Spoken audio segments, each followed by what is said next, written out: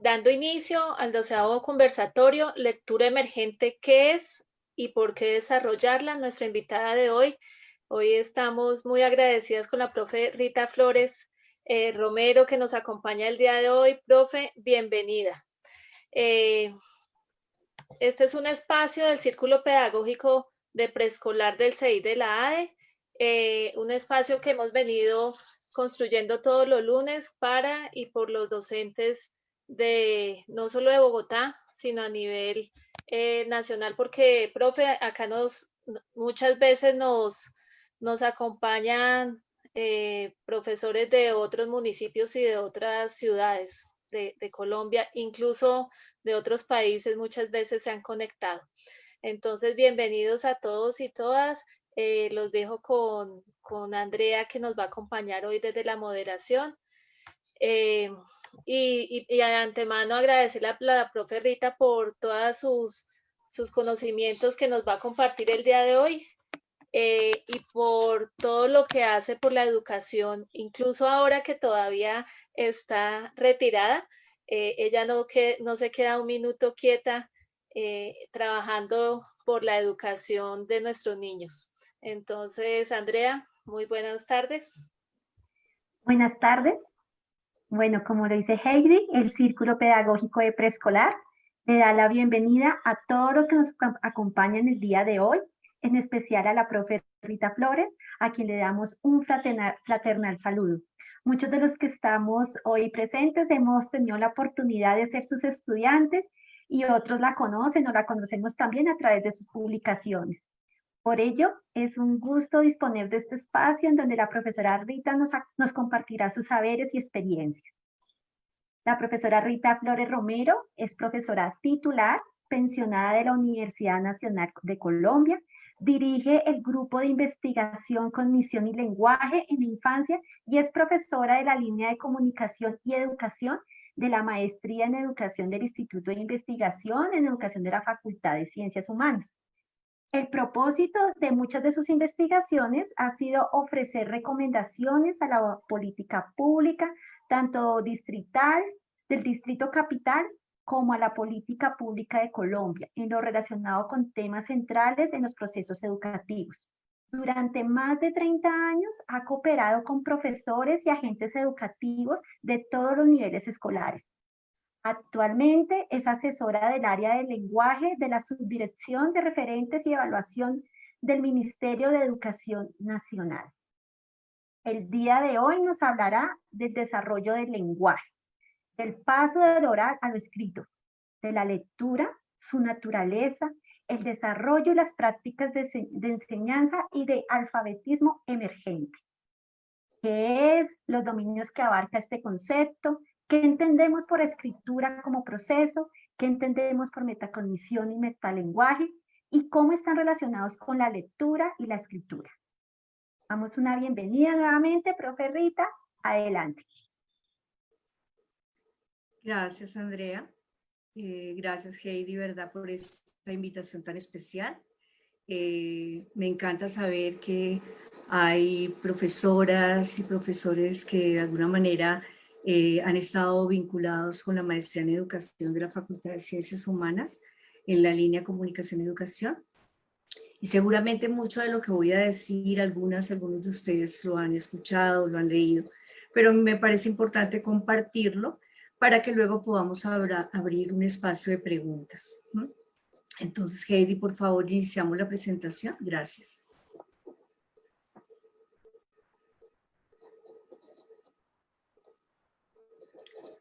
Bueno, como les decía Andrea, hoy vamos a conversar acerca del desarrollo del lenguaje y ver cómo ese desarrollo del lenguaje va desde la oralidad, es decir, el aprendizaje de una lengua materna, hasta la trayectoria que se recorre para que los niños y niñas lleguen a ser lectores y escritores autónomos y competentes. Entonces vamos a hacer rápidamente en la siguiente diapositiva un recorrido por lo que es, digamos, ese inicio, esa génesis, digamos que podríamos rastrearla, la génesis de la lectura y la escritura la podemos rastrear durante el primer año de vida. Muchas personas dicen que aún antes, porque ustedes saben que el sistema auditivo es uno de los primeros sistemas que se empiezan a desarrollar en el bebé en el vientre materno. Entonces el bebé ya tiene experiencias auditivas, ya sabe diferenciar, porque se ha demostrado a través de todas las tecnologías que se utilizan actualmente, que existen, que los bebés reaccionan diferente ante la voz de la madre o del familiar o del padre, al ruido de una licuadora o al ruido de la aspiradora. Hay reacciones ya motoras distintas, ¿sí? Entonces sabemos que el bebé empieza a construir, digamos, la musicalidad de su lengua materna desde que está en... Digamos que cuando el bebé nace, muy rápidamente empieza a participar en lo que se conoce como el juego de la comunicación. Ustedes saben que en esa interacción hay un patrón sincronizado, temporal. Si no hay contenido, o sea, ningún bebé de ninguna parte del mundo cuando nace le dice a su mamá o entiende las palabras que su mamá le dice exactamente, pero sí empieza ese juego de la comunicación que es muy importante. Es muy importante porque en ese juego hay intercambios, hay unos intercambios con el repertorio que el niño posee o la niña poseen. La risa, el gesto, el llanto, el tacto, sí empieza a haber un intercambio comunicativo. Primer juego del niño, que vamos a ver cómo el juego lo va a acompañar por mucho tiempo. Entonces, este juego de comunicación muy rápidamente se transforma en una interacción lingüística. Puede ser, como les dije antes, que los turnos de los niños y las niñas estén llenos de el repertorio que ellos tengan en ese momento, la sonrisa, el llanto, el gorjeo, el balbuceo más tarde, pero poco a poco se va llenando de contenido, de sentido, de significado. Los objetos y los eventos del mundo empiezan a constituirse como un campo de atención intersubjetiva. Todo esto ocurre en el primer año de vida, es una cosa maravillosa, ¿sí? El niño empieza a desarrollar esa forma casi de conciencia que él y el adulto pueden estar centrados en un mismo objeto o aspecto del ambiente. Como les señalaba antes, las producciones pues no tienen un valor referencial, pero muy pronto aparece la conversación, que es supremamente importante, como vamos a ver a lo largo de toda la trayectoria educativa de los niños y las niñas. Entonces, en esa conversación lo que se ve es una forma de interacción cooperativa, colaborativa. Generalmente el adulto significativo, la mamá, el papá, el hermano, la hermana mayor, le dan el turno al niño, esperan que el niño tenga su turno y repito, el niño lo completa, va completando ese turno con los repertorios que tiene a disposición. Entonces, vemos cómo ese es el medio natural, el caldo de cultivo, la conversación para aprender todas las dimensiones del lenguaje, contenido, forma y uso, también dicho semántica, sintaxis, morfología, pragmática, fonética, o sea, todas las dimensiones de la lengua. Las lenguas se aprenden a través de la conversación. Vemos cómo se habla para aprender, inicialmente entre dos, o sea, el papel del adulto es muy importante porque permite al niño construir significados. Realmente cuando un niño aprende la lengua materna, aprende significados, aprende sentidos o, como dirían algunos autores, significaciones diversas. Poco a poco ese diálogo se internaliza, entonces el niño ya va, digamos, como lo dice muy bien Vygotsky, de relaciones intersubjetivas, va interiorizando ese diálogo. Y de allí pasamos al pensamiento reflexivo y privado, que es muy importante, como vamos a ver en todo el proceso, no solamente de desarrollo de la oralidad o adquisición de la lengua materna, sino en todo el proceso de aprendizaje del lenguaje oral y escrito. Siguiente, Heidi.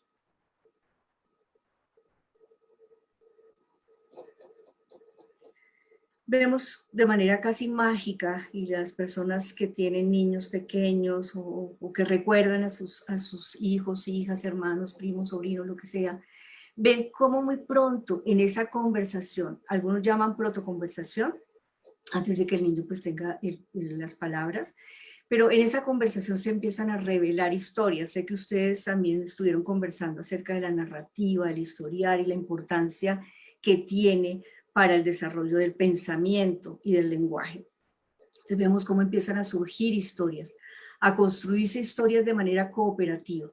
Algunos autores señalan que el historiar es un acto primario de la mente, es como la mente misma trabaja. Entonces, a través de esas historias, de esas narrativas, se va abriendo un camino cada vez mucho más cercano hacia el alfabetismo. Y del alfabetismo para aprender en todas las áreas del currículo, porque sabemos que el lenguaje es transversal a cualquier dominio del conocimiento, a cualquier área del currículo. y de allí progresamos hacia un entendimiento superior. Es increíble que muchos de estos logros los alcanzan los niños en los primeros años de vida.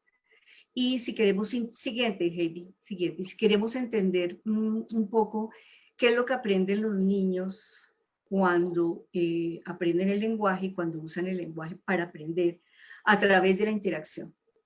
Porque recuerden que todo esto ocurre en eventos sociales, culturales, en interacciones de calidad o de menos calidad, pero lo que aprende el niño es a conversar, que es muy importante, como vamos a ver a lo largo de la conversación, a construir conocimientos, a negociar significados, esto es muy importante. Construye, como les dije antes, campo de atención intersubjetiva, es decir, la atención conjunta, que es supremamente importante y que se empieza a revelar, repito, durante los primeros meses de vida del bebé, que es cuando el bebé y el adulto centran su atención en un mismo objeto de evento del ambiente. Aprende a tener un habla reflexiva, una escritura reflexiva, por lo tanto, un pensamiento reflexivo. Y es muy importante, como les mencionaba antes, aprende a historiar, que la narrativa es supremamente poderosa para el desarrollo del pensamiento y para el desarrollo y aprendizaje de la lectura y la escritura. Siguiente, Heidi. Entonces vamos a ver rápidamente, para poder dar espacio a la conversación, cómo es ese continuo del lenguaje. Vamos a hablar un poquito de la naturaleza, del desarrollo y de las prácticas de enseñanza. El conocimiento que se tiene ahorita sobre la naturaleza de la lengua escrita es muy grande, surge de varias, digamos, trayectorias teóricas que han sido líderes mucho en comprender esa naturaleza de la lengua escrita, de la lectura y la escritura, ¿sí? Porque antes se desconocía. Fíjense que antes lo que hacíamos era trabajar con definiciones de lectores ideales, ¿no? El lector ya competente, el lector autónomo. Entonces trabajábamos sobre esas definiciones, ¿verdad? Pero no nos mostraban cómo era el camino para que los niños alcancen a ser ese tipo de lector, ese lector ideal, ese lector competente, ese lector hábil, autónomo, como quieran llamarlo. Entonces aquí vamos a trabajar este concepto que repito muchas y muchos de ustedes de pronto ya lo han leído, lo han escuchado, que es el de alfabetismo emergente inicial, que nos abre la puerta realmente a una comprensión de cómo los niños recorren ese camino para llegar a ser lectores o escritores autónomos, eficientes, competentes, llámenlo como quieran. Entonces vamos a hablar del alfabetismo emergente inicial. Siguiente, Heidi.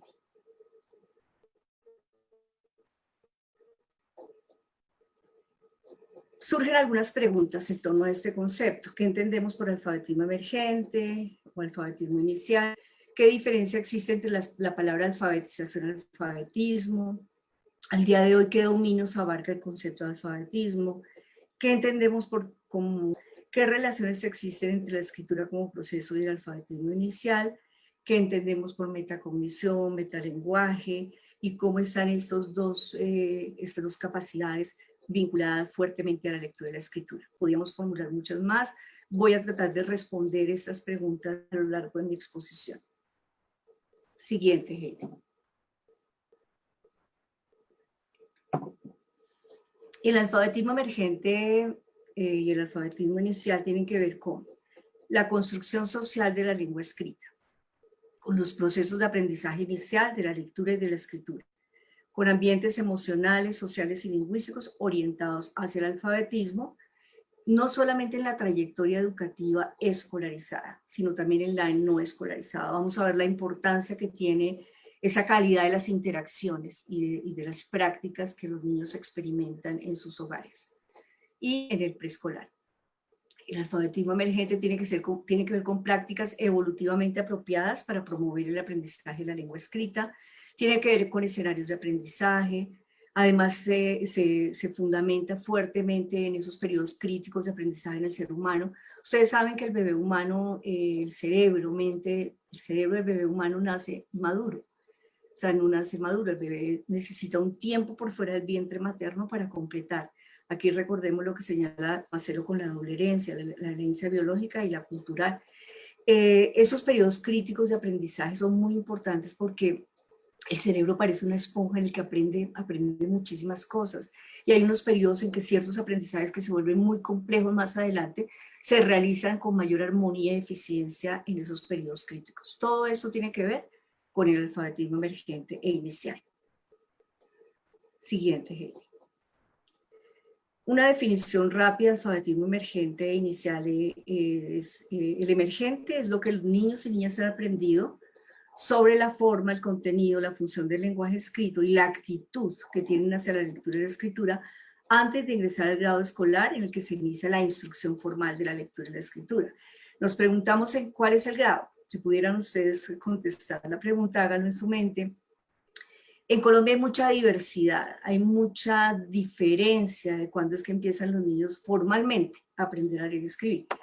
Digamos que hay instituciones educativas donde ese aprendizaje empieza prácticamente, uno diría, desde los 3 años, otras instituciones educativas donde empieza a los 5, otras donde empieza a los 6, que ya sea la instrucción formal. Pensemos así como generalizando un poco que la instrucción formal, la enseñanza formal de la lectura y la escritura, la inician nuestros niños en promedio, digamos, en general en grado primero, ¿sí? Educación básica primaria. El alfabetismo inicial va más allá y tiene que ver con lo que el sistema educativo formal espera que los estudiantes aprendan durante los primeros años de educación básica primaria. Diríamos que el alfabetismo emergente puede ir desde que el bebé nace, porque son las prácticas que lo rodean, hasta más o menos los 6 años, 7 años. El inicial se extiende un poco más. Ya es en la etapa realmente la trayectoria escolarizada, es lo que pretende, es lo que espera ese sistema educativo frente al aprendizaje y de la escritura. Siguiente, Heidi. Bueno, entonces vamos a hablar de la definición de la lectura desde una perspectiva de desarrollo, los procesos, habilidades implicados en la lectura, o vamos a presentar una metáfora que realmente a mí me parece súper productiva para entender realmente qué necesita el niño aprender cuando aprende a leer. Vamos a nombrar algunas expectativas de aprendizaje y las prácticas evolutivamente apropiadas. Siguiente, Heidi. Bueno, como les decía antes, muchas veces nos paramos en definiciones de la lectura, un poco lo comparo como hacía Chomsky cuando definía al hablante y oyente ideal, que ya están definiendo ese lector ideal, ese lector competente, ese lector crítico, ¿verdad? Ese lector que hace procesos diferenciales, procesos de intertextualidad, ¿sí? Ese lector que alcanza a comprender realmente y puede tener sus perspectivas frente a lo que lee. Pero para llegar a ese punto, a esa meta, a ese ideal, los niños y las niñas deben atravesar unos caminos, hacer unos aprendizajes, ¿sí? Para que luego puedan llegar a cumplir ese ideal de lector. O sea, hay una definición de lectura, muchos autores la llaman la definición simple de la lectura, en la que se señala que leer es una actividad compleja. Todos sabemos que es una actividad compleja, al igual que el escribir, en la que intervienen varios procesos. Entonces, esos autores separan los procesos y hablan de subprocesos, ¿verdad? Estos procesos permiten la construcción de significados y atribuir los sentidos a partir de símbolos impresos. Para ellos, eso es la lectura. Construir significados, atribuir sentidos y significaciones a partir de símbolos impresos. Señalan que la lectura involucra 2 subprocesos. Bueno, por un lado, involucra procesos lógicamente perceptuales, como ustedes están ahorita aquí percibiendo, o sea, hay un proceso perceptual, pero hay un proceso lingüístico y hay procesos cognitivos interrelacionados. Por eso es que la complejidad de la lectura y la escritura es bastante alta. Pero frente a la lectura, dicen ellos que hay 2 subprocesos esenciales. Uno es la decodificación y el otro la comprensión e interpretación. Sin descuidar, repito, esos procesos perceptuales, lingüísticos y cognitivos que también están involucrados en decodificar y en comprender e interpretar. Siguiente, Heidi.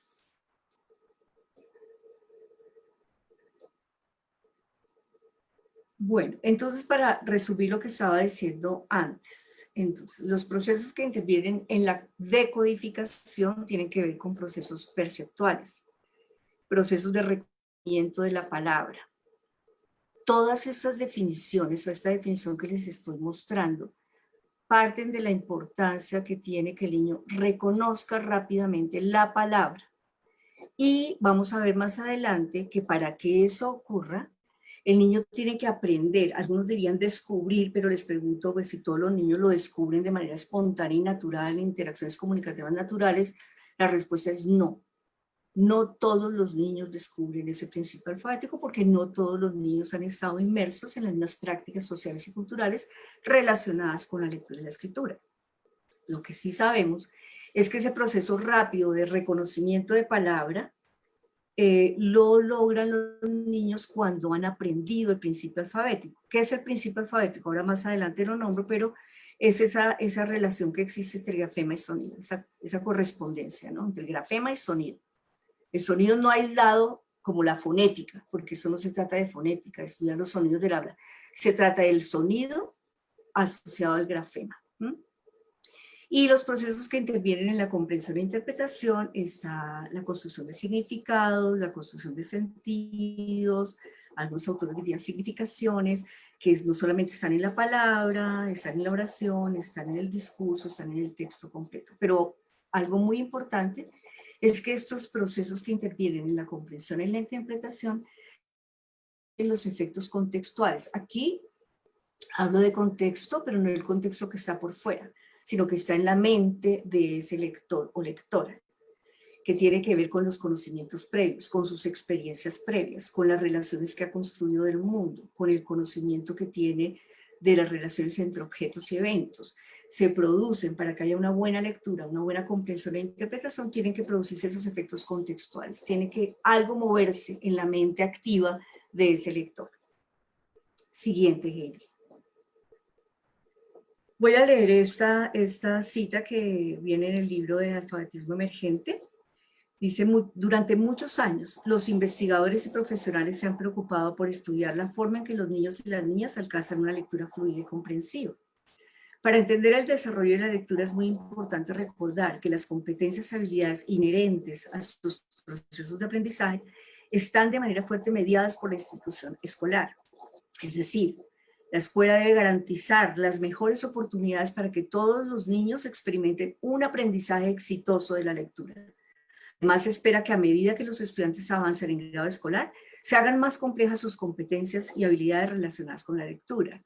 Definitivamente, por lo menos hasta ahora, a la institución que se le deposita esa gran responsabilidad de enseñar y que los niños aprendan a leer y a escribir de manera competente, de manera autónoma, se le atribuye al sistema educativo. Digamos que hasta ahora, digo yo porque puede todavía pasar muchas cosas más, pero digamos que por eso se señala, o sea, si los niños vienen de diferentes ambientes socioculturales, vienen de diferentes experiencias relacionadas con la lectura y la escritura en el hogar, la escuela debe asegurar, repito, las mejores oportunidades para que todos los niños y niñas aprendan a escribir y que ese aprender a leer y escribir les permita aprender en cualquier dominio del conocimiento, en cualquier área del currículo. Siguiente, Heidi.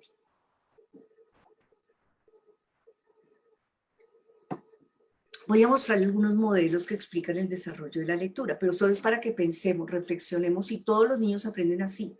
Porque miren, es muy distinto hablar del desarrollo de la lengua materna. Digamos que ustedes saben que la oralidad, digamos, es mucho más vieja, más antigua en el desarrollo filogenético de la especie que la lectura y la escritura, que es más reciente. Entonces, digamos que el aprendizaje de la lengua materna ocurre en ambientes naturales de uso de la lengua materna y sigue como un curso de desarrollo, ¿no? Entonces, como les decía al principio, ningún niño nace diciendo, ¡ay, mami, estás muy linda hoy! O mami, te quiero mucho. O sea, recorre un camino. Por ejemplo, durante el primer año de vida, los niños empiezan a aprender los sonidos de su lengua, la fonética, los sonidos de su lengua, ¿verdad? Empiezan a jugar con ellos, empiezan a experimentar con ellos. Pasa el balbuceo, que es la reduplicación silábica. Luego llega las formas fonéticamente consistentes, hacia el año más o menos, porque nunca es exacto. Luego aparece la palabra, luego aparece una masa crítica de vocabulario que le permite al niño producir oraciones. Fíjense que hay una secuencia de desarrollo. Yo ningún niño, bueno, a no ser lo que vemos en películas de ficción, ningún niño o niña que nazca en cualquier parte del mundo nacen y empiezan a decir oraciones completas. No, siguen un desarrollo. Les pregunto, ¿podríamos hablar de eso mismo en el desarrollo de la lectura? ¿Se vería eso sí tan claro? Entonces les voy a contar algunos modelos que explican el desarrollo de la lectura. Está el modelo de aprendizaje del reconocimiento de las palabras, el modelo de dominio del desarrollo del alfabetismo temprano y el modelo que nos explica cómo se desarrolla el componente de comprensión e interpretación de textos escritos. Siguiente.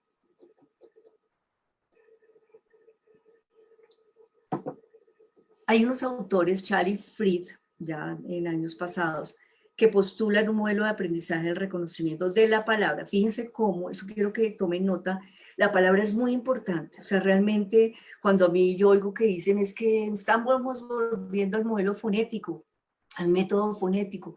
Yo digo aquí no, estamos recuperando la fonología de la palabra. O sea, cómo está constituida la palabra. Siguiente, Heidi, por favor. Entonces, esos autores dicen que hay 3 etapas cualitativamente diferentes. Cada una utiliza una estrategia de aprendizaje específica. Entonces, estos autores dicen que está la etapa logográfica, la alfabética y la ortográfica, ¿verdad? Que intervienen los 3 en la decodificación. Siguiente, Heidi. Voy a pedirles que por un momento que piensen en algunos ejemplos que den evidencia de esas 3 etapas que propone el modelo de aprendizaje de reconocimiento de la palabra. Piensen a ver, logográfica, que se les viene, ¿sí? Que se viene alfabética, ortográfica. Fíjense que es muy parecido también a las hipótesis que plantea Emilia Ferreiro, que no voy a hablar ahorita de ellas porque me extendería muchísimo, pero tienen que ver con esas hipótesis, no pregunto, ¿no? Y ustedes pueden imaginar ejemplos de niños y niñas que tengan que sean evidentes, que demuestren evidencia de estas 3 etapas del aprendizaje que proponen estos autores. Aquí Ana dice garabateo, por ejemplo. Bueno, me imagino que otros están pensando en esa lectura global que hace el niño cuando reconoce el logo, como perceptualmente cómo se escribe, por ejemplo, Coca-Cola, Margarita, Pablo Margarita, ¿sí? Siguiente, Heidi. Lectura de imágenes. Bueno, la etapa que llaman esos autores que pues yo me alejo un poquito de que exista en todos los niños como desarrollo, es la logográfica. Entonces, como les decía, reconocen globalmente palabras familiares, se apoyan en las características visuales de las palabras y el contexto de aparición. Pueden reconocer y leer globalmente, por ejemplo, nombres de marcas, ¿sí? De las marcas favoritas, ya sea de juguetes, ya sea de alimentos o de otro tipo de escenarios. Lo reconocen perceptualmente, ¿sí? Por las características visuales, por los rasgos de la palabra. Siguiente. Bueno, les pregunto, ¿consideran importante esta etapa? ¿Por qué? ¿Se dará así en todos los niños que aprenden a leer y escribir? Siguiente, Heidi. Hay unos autores que agregan una etapa de transición en el modelo de aprendizaje del reconocimiento de la palabra. Ellos dicen que los niños también empiezan a usar claves fonéticas parciales para reconocer la palabra. Fíjense que las claves fonéticas no están relacionadas con los sonidos aisladamente. La fonética, digamos que es la rama de la lingüística que se interesa por los sonidos de las lenguas del mundo, ¿sí? Por eso es que existe la fonética acústica, la fonética articulatoria, el modo de articulación, bueno. Pero aquí es la fonética relacionada con las palabras. Bueno, eso es muy importante. También señalan Katsikami que los niños pueden reconocer la palabra por su sonido inicial o final. Estamos acercándonos un poquito a lo que llamaremos más adelante conciencia fonológica. Los niños son capaces de utilizar la información sonido-letra para leer las palabras conocidas. Fíjense que aquí tampoco es el sonido aislado, es el sonido relacionado con una letra, que decíamos principio alfabético. Y algunos niños empiezan ya a desarrollar un vocabulario de reconocimiento visual de la palabra de alta frecuencia. Pues el niño que ve frecuentemente una palabra, seguramente en su cerebro-mente se va a empezar a desarrollar un vocabulario que tiene que ver con el reconocimiento visual de esa palabra de alta frecuencia. Siguiente, Heidi. Bueno, la etapa que estos autores denominan alfabética, entonces ya fíjense, tienen que enfrentarse, quieran o no, al sistema alfabético. Vamos a ver, la escritura, digamos, es un sistema notacional. Hay una notación que en este caso de nuestra escritura es el alfabeto. Hay un alfabeto, hay un número finito de letras, permite escribir un número infinito de cosas. Entonces, el niño tiene que aprender que ese sistema de escritura es alfabético, aunque haya gente que se oponga y diga que no, que eso es matar la lengua, que el niño no. El niño debe aprender porque está en la naturaleza de la escritura. También en esta etapa alfabética dicen Charlie y Fried que el uso de mecanismos de correspondencia grafema-fonema, me imagino, nos vamos acercando igual al principio alfabético, y hay un conocimiento de nombres y sonidos de las letras, y hay un conocimiento alfabético que está en la base de la decodificación, pero no es suficiente para una lectura automática y fluida. Esto es muy importante, ¿sí? Se va aproximando a esa decodificación, pero esa no es suficiente para que haya una verdadera lectura. Este aprendizaje va más allá de la identificación de las letras, de su combinación con los sonidos apropiados y trasciende la memorización. Recuerden, lo que el niño va a aprender es un principio, no va a memorizar todo, sino un principio de la correspondencia entre el grafema y el sonido. Siguiente, Heidi. Y la ortográfica ya permite reconocer instantáneamente las palabras. Si la ortográfica tiene que ver con la escritura correcta de las palabras, ¿verdad? Sabemos que la escritura del español, aunque es transparente, sigue siendo arbitraria, muy arbitraria, porque hay una ortografía, ¿no? Hay una ortografía que nos da unas reglas de escribir correctamente las palabras. En ese momento, digamos, el sistema de identificación de palabras está dotado de un gran número de palabras con acceso directo. O sea, el niño puede acceder directamente a la escritura, a la ortografía, a las palabras. Más adelante hablamos de eso. La representación interna ortográfica ha sido elaborada a través del uso de mecanismos de recodificación fonológica. O sea, vamos a ver dos grandes rutas, la ruta fonológica y la ruta semántico-léxica. Entonces el niño va inicialmente por una ruta fonológica. El reconocimiento visual de palabras es por reconocimiento de secuencias de letras y modelos ortográficos, no por conversión fonológica. Entonces el niño va en su cerebro, ahorita vamos a ver los procesadores, va acumulando unas palabras, la escritura, la ortografía de unas palabras y que lo conducen directamente a una ruta semántica de significado. ¿Listo? Y hay un acceso más rápido a la semántica significado. Tranquila, Heidi, siguiente. Ahora vamos a ver rápidamente los modelos de dominio del desarrollo del alfabetismo temprano, que lo propone un autor Adams en el 90, pero que luego ha sido reformulado y todavía hay fechas más recientes, sino que retomo esta que es como la original de Van Cleek, 1998.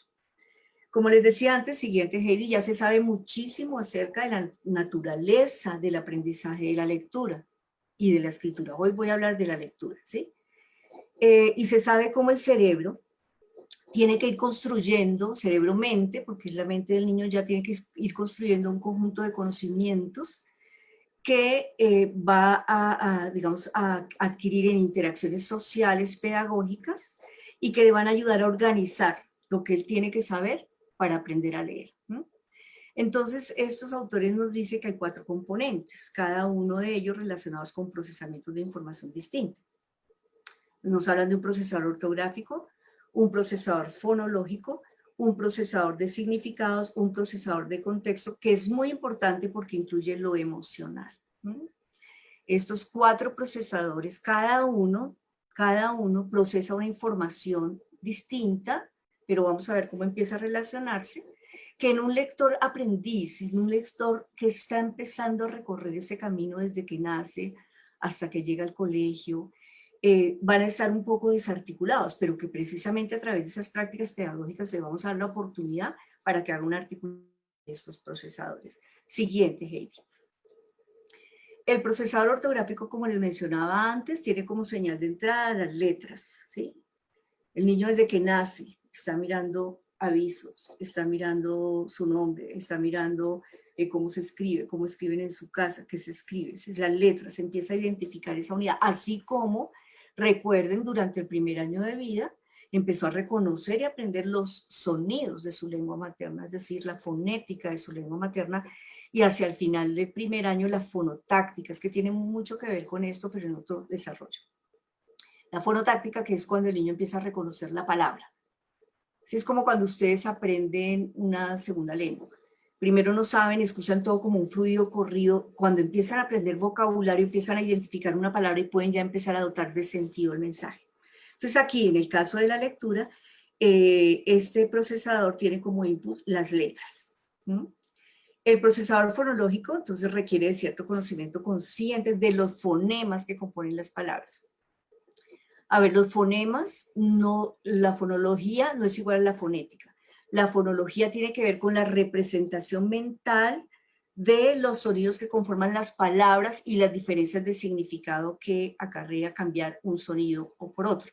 Por ejemplo, si yo digo mesa, pesa, hay un significado distinto. Eso tiene que ver con lo fonológico, tiene que ver con la conciencia y tiene que ver con el principio alfabético. Siguiente, Heidi.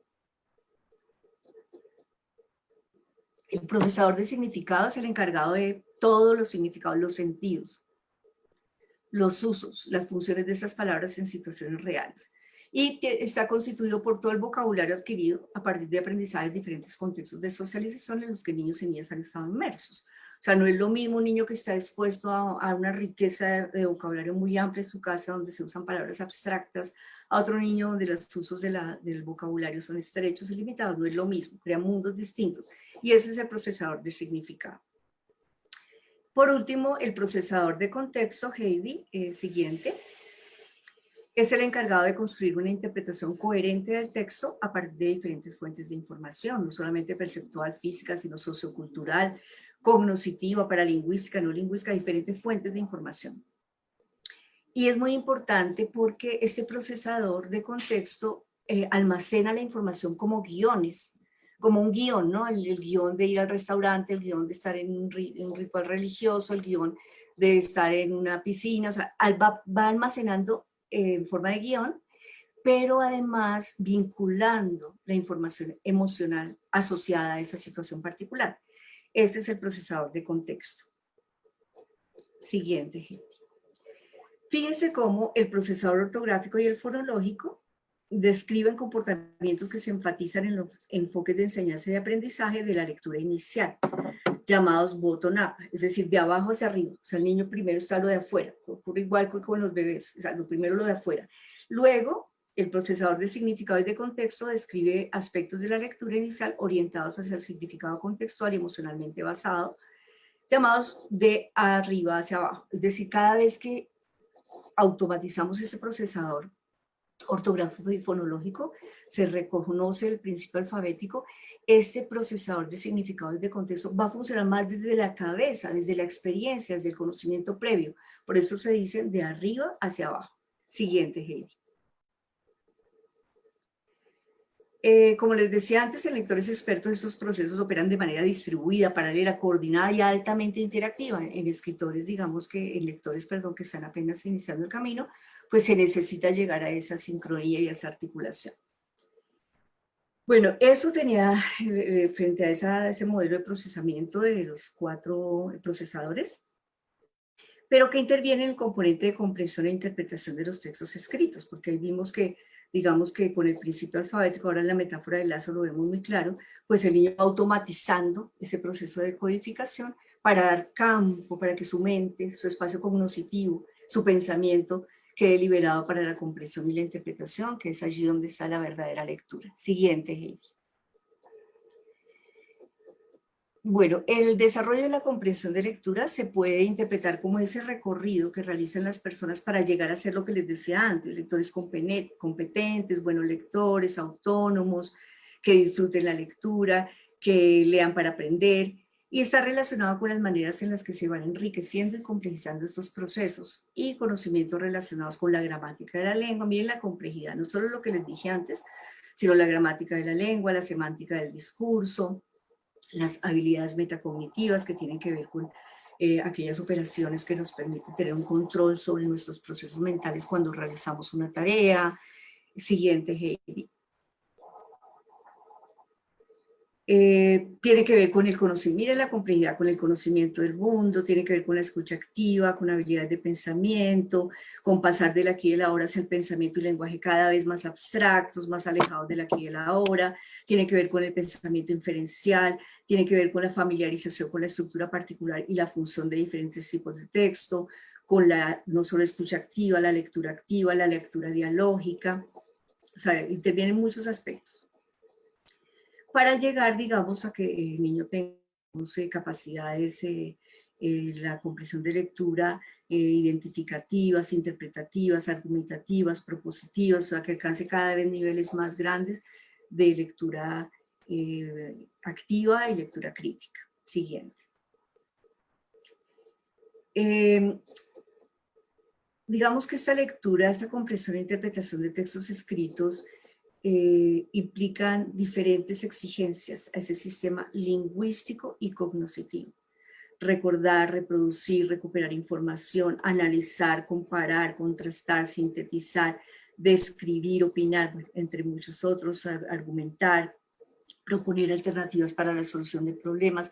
Fíjense que si yo esto también lo trabajo desde la oralidad, estoy dándole un soporte muy fuerte a la lectura. O sea, todas esas habilidades que yo trabajo en la oralidad se ponen al servicio luego de la lectura y de la escritura. Pero miren todo lo que implica. O sea, si yo con los niños desde muy pequeños les digo, vamos a analizar, vamos a comparar esta foto tuya de cuando tenías 1 año a esta foto tuya cuando tenías 2, vamos a contrastar, vamos a hacer una síntesis.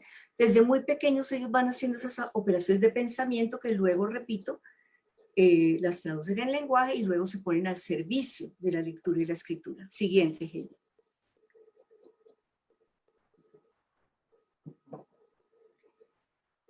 Bueno, entonces de acuerdo con las definiciones que hemos presentado, la de los modelos, la lectura, ¿cuáles dirían ustedes son los procesos y habilidades implicados en la enseñanza y en el aprendizaje y la lectura? O sea, si sabemos que el niño necesita organizar una cantidad de información, que necesita articular unos procesadores, unos conocimientos con otros, ¿cuáles serían ustedes los procesos de enseñanza y aprendizaje de la lectura en los primeros años de vida?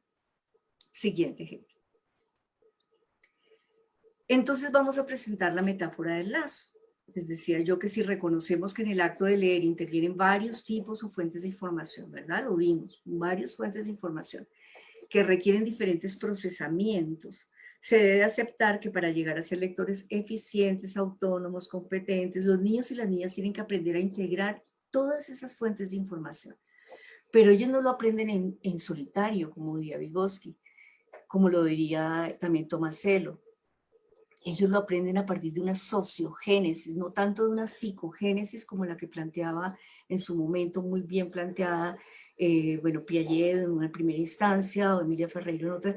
Aprenden a través de la interacción, no lo aprenden en solitario, necesitan, y en especial en la escuela, de unos procesos de enseñanza formales, intencionales. Siguiente. Entonces vemos acá la metáfora del lazo. En el caso de la lectura, porque hay otra que también, pues, uno no puede hablar de lectura y escritura de la misma manera porque hay cosas que ocurren distintos, se alimentan, se complementan, pero digamos que en este caso voy a presentar la metáfora del lazo. Si el lazo con cuerdas, cuerdas que se van uniendo, que se van entrelazando. Si ven ustedes en la parte inferior dice el reconocimiento de palabras. Fíjense que la conciencia fonológica, la decodificación, principio alfabético, correspondencia fonema-grafema, reconocimiento visual de palabras familiares. La meta realmente es el reconocimiento de palabras, ¿sí? O sea, que el niño llegue a reconocer las palabras rápidamente. Miren cómo se va entrelazando y fíjense que dice un incremento automático, o sea, el niño tiene que automatizar ese principio alfabético, o sea, que ya no ocupe espacio mental para pensar si ve la palabra pato, que es o si no, pato reconoce rápidamente la palabra, eso se va incrementando automáticamente. Pero por otro lado, la comprensión del lenguaje que tiene que ver con el conocimiento del mundo, con los conceptos, con el vocabulario, con la estructura del lenguaje, el razonamiento verbal, que tiene inferencias, metáforas, entre otros aspectos, el conocimiento alfabético, concepto de lo impreso, los géneros, tipos de texto. Ese no se va a automatizar nunca. Siempre va a haber un incremento estratégico. Siempre podemos aprender nuevas palabras, siempre podemos hacer que nuestro pensamiento adquiera nuevas formas de razonar, de concluir, de hacer analogías, metáforas. Siempre vamos a enriquecer, repito, nuestro vocabulario. Es más, los usos gramaticales de la lengua, por ejemplo, para producir diferentes tipos de texto y comprender diferentes tipos de texto. Entonces vemos cómo esos dos lazos son necesarios. O sea, por eso es que yo en alguna otra conferencia les decía acá vemos esa querella de los métodos. O sea, realmente lo que necesitamos es articular una serie de prácticas para que el niño llegue a ser un lector hábil o competente. Siguiente. Desde esa perspectiva, la cantidad y la calidad de conocimiento alfabético que adquieren los niños durante este periodo dependen en gran medida de las oportunidades que hayan tenido de estar inmersos y participar en actividades cotidianas y significativas que involucren eventos de lectura y escritura. Eso es muy importante. O sea, por eso es que yo les decía antes, hablar de que hay un desarrollo, así como les conté en el primer año de vida, el desarrollo de la comunicación y el lenguaje, es muy difícil, porque si no, la idea sería que en el mundo no existirían personas analfabetas, y las hay. O sea, si todo ocurriera tan natural, no tendríamos esa situación. En las expectativas de aprendizaje y prácticas, voy a pasar muy rápido por acá porque creo que ya me estoy extendiendo mucho. Heidi me dirá qué, por qué, para qué y cómo. Siguiente.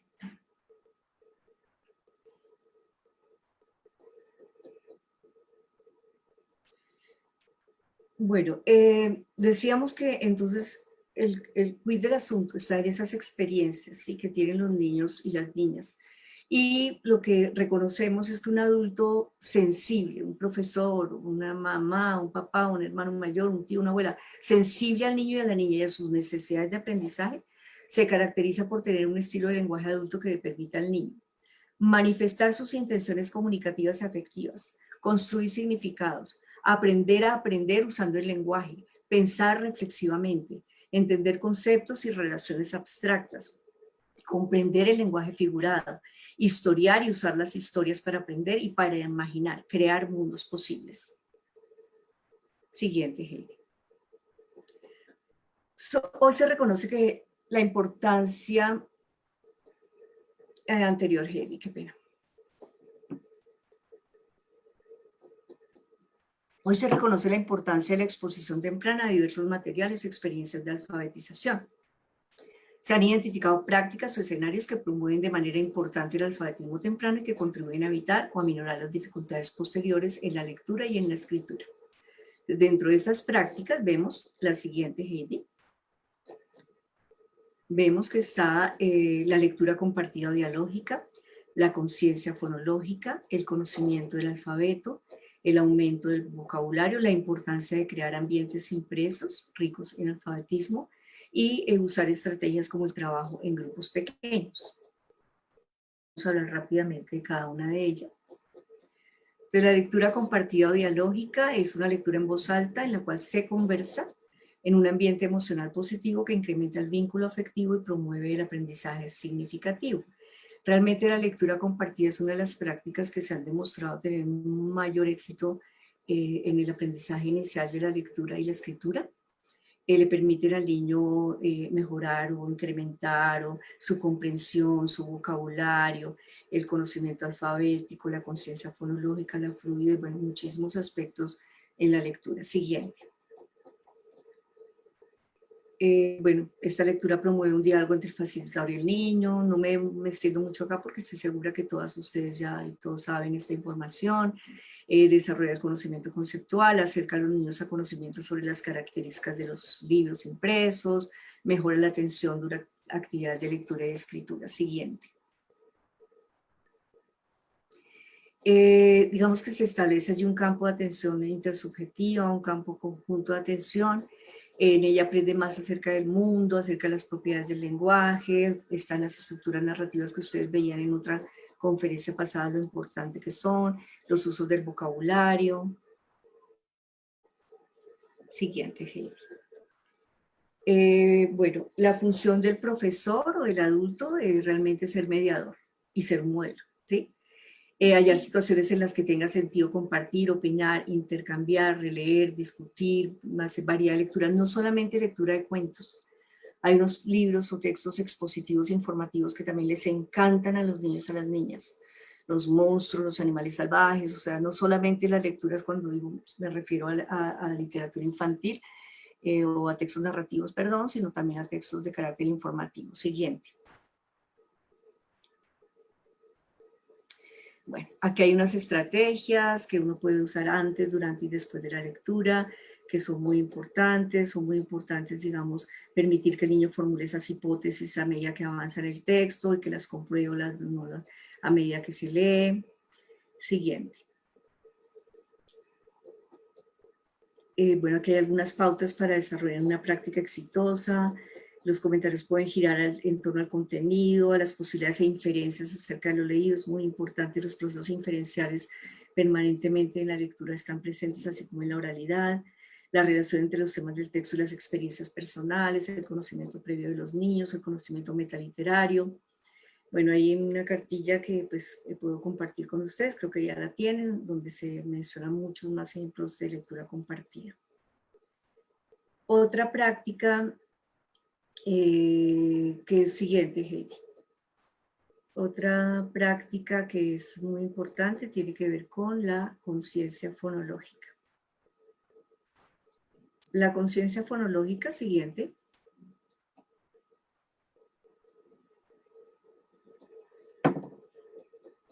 es una habilidad para identificar, manipular y segmentar el lenguaje en unidades de sonido tales como fonemas, sílabas y rimas.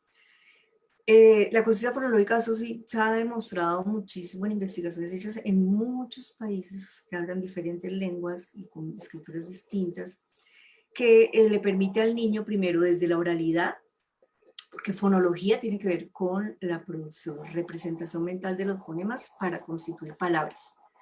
Se ha demostrado que la conciencia que tiene muchas más implicaciones en la lectura es la conciencia fonémica, del fonema.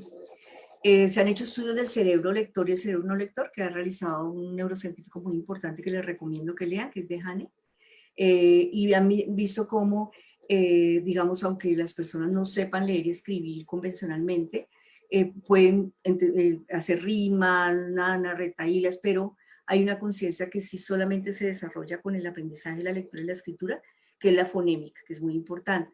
Mientras que el alfabeto es una de las habilidades que la persona necesita dominar para comenzar a conocer la lectura y la escritura, es conocer lo que les decía, el sistema notacional que tiene la escritura, que es el alfabeto.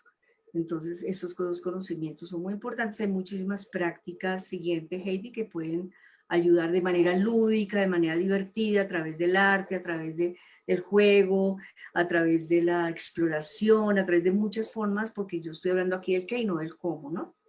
Conciencia fonológica, entonces ya les decía que tiene que ver con la identificación de los fonemas, la categorización e identificación de los fonemas de segmentos, sílabas y palabras, mezclar fonemas para producir distintas palabras, segmentar las palabras en fonemas, bueno, entre otras muchas cosas que contempla la conciencia fonológica. Siguiente. Bueno, el conocimiento alfabético es conocer letras, implica dos aspectos. Una letra es un signo arbitrario, es totalmente arbitrario. Por eso cuando se dice que es que los niños descubren por sí mismos, no. Acuérdense siempre de Tomasello, del Bosque, es una sociogénesis, hay una construcción, hay un nacimiento en una relación, en una interacción social con eventos de la cultura, del grupo social. Porque una letra es un signo arbitrario, es un trazo visual que no tiene relación directa con el objeto que refiere, es totalmente arbitraria, ¿sí? Y además es una representación visual de las unidades lingüísticas, ¿verdad? Que eso es algo muy complejo. Además que tiene ya cuando uno la ve en la palabra, tiene una ortografía que también hace que sea aún mucho más complejo. Siguiente. Les decía que son muy importantes el conocimiento alfabético y la conciencia fonológica porque se ha demostrado que tienen un alto valor predictivo para la decodificación. Bueno, son, o sea, los niños que llegan al colegio y saben, por ejemplo, ya nombre y sonido de letras, saben, ya han identificado, han aprendido el principio alfabético, pues hay una predicción de que su competencia lectora va a ser mucho mejor. El conocimiento de las letras, así, ya. Siguiente, por favor. Bueno, hay una serie de pautas para desarrollar una práctica exitosa, tanto en conciencia fonológica como en conocimiento de las letras, como por ejemplo actividades de diferenciación de palabras, de rima y aliteración, separación y unión de sílabas, combinación de sonidos, pero como les decía antes, al día de hoy se sabe que la conciencia que tiene más relación con la lectura y la escritura es la fonémica, es la de fonemas, ¿verdad? Esa capacidad que tiene el niño digamos, jugar, cambiar, identificar los fonemas. Bueno, y de conocimiento alfabético, pues también carteles sobre letras hechas por ustedes, por otros adultos, por los niños, letras de diversos materiales y presentaciones, rompecabezas, plastilinas, tableros de dibujo, loterías del alfabeto, lápices de colores, marcadores. Recuerden que la escritura es un sistema notacional, pero también es un modo de producción, de dejar marcas, de dejar huellas, de dejar rastros. También es muy importante para el conocimiento de las letras de los niños, que tienen los niños sobre el alfabeto. Porque es que muchas veces se homogeneiza y se piensa que todos los niños llegan en el mismo punto a primero, y eso depende muchísimo de todos sus antecedentes socioculturales, de las prácticas en las que hayan estado inmersos. Muy importante saber identificar, caracterizar el nivel de conocimiento que los niños y niñas tienen. Introducir las letras a través de actividades significativas, la escritura de nombres propios, de las familias, el nombre del barrio, el nombre de los compañeros, de los familiares, un álbum de fotos donde aparecen los nombres, ¿sí? Usar las letras, repito, es muy importante en distintas presentaciones, materiales y formas, mayúsculas, minúsculas, cursivas, imprenta, plástico, magnéticas, grandes, pequeñas, ¿sí? Para que los niños, a través de actividades significativas y lúdicas, puedan hacer lo mismo que hicieron con la lengua oral de manera natural y espontánea, jugar con los sonidos de su lengua materna. Eso lo hicieron los niños. Entonces no sé por qué a veces se piensa que ellos también desean jugar, digamos, con las letras, porque ellos les atribuyen un significado importante y ellos quieren aprender, ¿listo? Lo importante es la variedad, lo importante es que sean situaciones lúdicas. Aquí las planas no tienen nada que ver, aquí el repisar una letra 20.000 veces no tiene nada que ver, sino es simplemente ese juego en que aparece en medio de contextos significativos. Siguiente. Bueno, un programa de estimulación de conciencia fonológica debe incluir, les decía antes, aspectos como la posición de la sílaba y el fonema, pero recuerden, parece ser que la conciencia más importante es la fonémica, la del fonema. Y bueno, aquí ven que hay hasta cuentos hermosos donde trabajan, digamos, esa musicalidad de la lengua, donde el niño puede aproximarse, digamos, de alguna manera a una conciencia que está dentro de la conciencia fonológica, pero que ya lo liga con el principio alfabético, que es la fónica. Es cuando el niño ya empieza a establecer como que hay un vínculo entre la letra y el sonido. Siguiente, Heidi. Bueno, aquí también encuentran cartillas de alfabetismo emergente, actividades, muchas propuestas, porque yo sé que ustedes son mucho más creativas que yo en ese sentido, porque ustedes están en el aula con niños y niñas todo el tiempo. Entonces aquí encontrarán algunos ejemplos que les pueden ser útiles y que pueden variar y modificar o crear nuevos. Siguiente. Bueno, entonces también encontramos que es muy importante el vocabulario. Fíjense que no todo está relacionado con lo fonológico, sino es un conjunto de cosas, y así deberíamos entenderlos, el aumento de vocabulario. Bueno, siguiente, Heidi.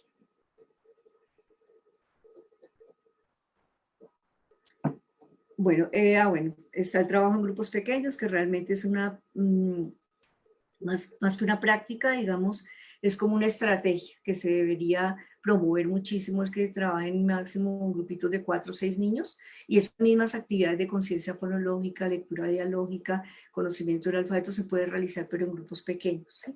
Porque ahí los niños se sienten más escuchados, pueden participar más, pueden realmente expresar sus emociones con mayor confianza. Siguiente.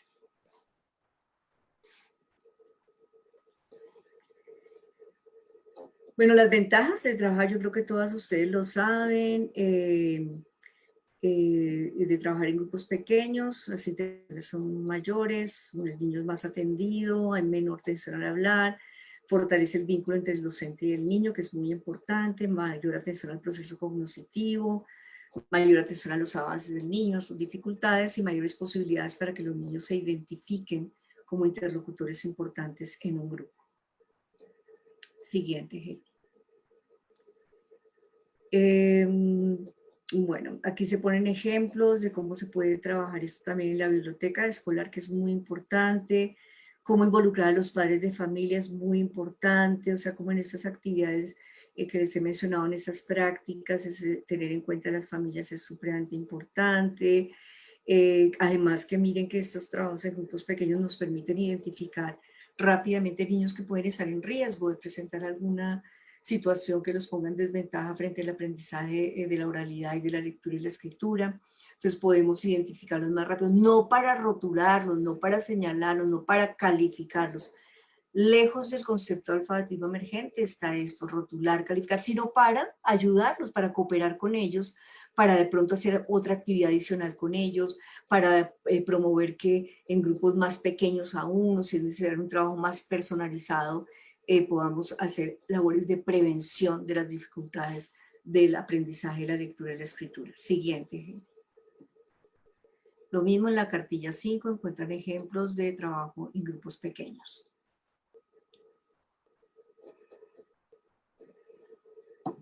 Siguiente. Bueno, les estaba diciendo que el vocabulario es muy importante. El niño, entre más vocabulario tenga, más vocabulario aprenda. Ese vocabulario lo va a poner a disposición de la lectura y la escritura. Y es no solamente introducir una vez la palabra, hay toda una técnica, todas unas técnicas para introducir al niño en palabras nuevas. Generalmente en los cuentos aparecen palabras extrañas, palabras nuevas. Entonces eso le permite al niño, repito, poner ese conocimiento que tiene del mundo, del vocabulario, de las palabras al servicio de la lectura y de la escritura. ¿Listo? Siguiente. Bueno, favorece la comprensión. Realmente lo que les decía antes, el vocabulario, entre más riqueza de vocabulario hay, que ojalá no sea solamente vocabulario concreto, mesa, silla, cama, sino que se vaya a vocabulario cada vez más abstracto, pues eso le va a permitir al niño entender, comprender los textos leídos. Además, este aprendizaje con vocabulario nuevo combina el conocimiento de las letras y sus múltiples combinaciones con la comprensión, ¿sí? Yo puedo jugar con las palabras, con distintas palabras, con palabras que se escriben igual pero tienen diferentes significados o que se pronuncian igual pero tienen diferentes significados. Además se alimenta mutuamente con otras habilidades de comprensión a través de preguntas facilitadoras para completar información faltante, recordar hechos sucedidos, adquirir información general del texto y de las circunstancias narradas. O sea, realmente el vocabulario es muy importante. Siguiente. Entonces hay unas recomendaciones para trabajar con el vocabulario antes de la lectura, durante la lectura y después de la lectura, ¿sí? Como por ejemplo antes de la lectura seleccionar un tema de interés, puede ser seleccionado por los niños, pueden hacerlo por votación o pueden trabajar en grupos pequeños y cada grupo selecciona el tema de interés, selecciona un tema sobre el tema elegido, pues puede ser, repito, un tema, un texto informativo, expositivo. Se indaga antes por las palabras para asegurar la comprensión. No es que el niño se enfrenta a la palabra y entonces ya no, el maestro, la maestra buscan muy hábilmente cuál será esa palabra y la trabajan antes. Bueno, durante la lectura, por ejemplo, presentar las nuevas palabras, la lectura en voz alta, con preguntas sobre el significado de la palabra meta. Después de la lectura, preguntas sobre la palabra nueva, relectura del texto, lectura de un nuevo texto en el que se usen los significados aprendidos. Fíjense cómo tiene que el maestro asegurar una ruta, una trayectoria que le permita al niño realmente aprender la palabra nueva y usarla en nuevos contextos. Siguiente. En la cartilla 2 se encuentran pues, ejemplos también de aumento de vocabulario. Siguiente. Bueno, y para, digamos, otras pantallas, ¿no? Como ahorita, pues, en esta pandemia, en esta circunstancia, hemos tenido que acudir a muchas pantallas, a muchas fuentes para poder trabajar con nuestros niños y niñas en casa, bueno, a veces lamentablemente no podemos llegar a todos los hogares, a las casas, en especial en donde hay muy mala conectividad, pero bueno, aquí vienen nuevas pantallas porque siempre es maestra de lenguaje, de oralidad, de escuchar, hablar, de leer y escribir, tiene que estar informado de todas estas nuevas cosas que pueden surgir, que son muy atractivas para los niños y niñas. Siguiente. Otras pantallas. Libros digitales o escaneados también da muy buen resultado. Siguiente. O sea, lo que vemos es que la lectura y la escritura, bueno, que sería otra charla totalmente distinta a la escritura, aunque cosas se comparten cosas, hay otras que son propias de la escritura. Vemos que es muy complejo, o sea, es muy complejo. Los niños necesitan de la guía, no solamente de la guía, de procesos de enseñanza, de procesos con una intención pedagógica clara, ¿sí? Para que logren este aprendizaje, que es muy complejo.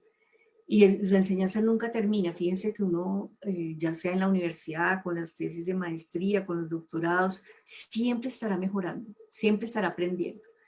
Y digamos que uno ya reconoce que la decodificación en ausencia de la comprensión, pensando en los niños pequeños, no es lectura. Pero de igual manera pensar que intentamos comprender sin una adecuada decodificación tampoco es leer. Porque entonces, ¿cuándo va a ser el niño autónomo? Ustedes creen, yo me imagino que ustedes han visto la felicidad de los niños y las niñas cuando pueden leer, como dice, solitos, que ellos leen y comprenden, ¿no? El reto que tienen los profesores y profesoras es el de darle continuidad al proceso, desde el cual se viene propiciando la formación de lectores en el marco de diversidad de prácticas con propósitos comunicativos variados.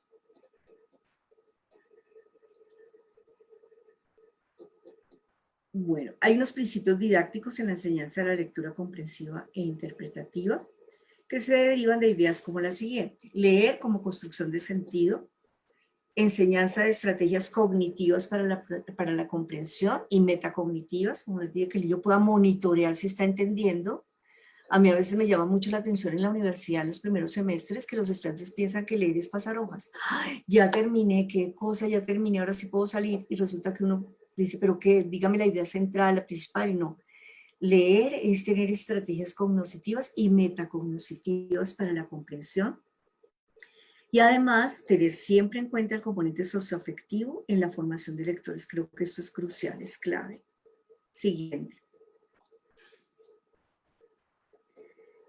¿Cuáles son esas estrategias cognitivas que favorecen la comprensión? Es activar conocimientos previos, realizar inferencias, formular hipótesis sobre el contenido siempre.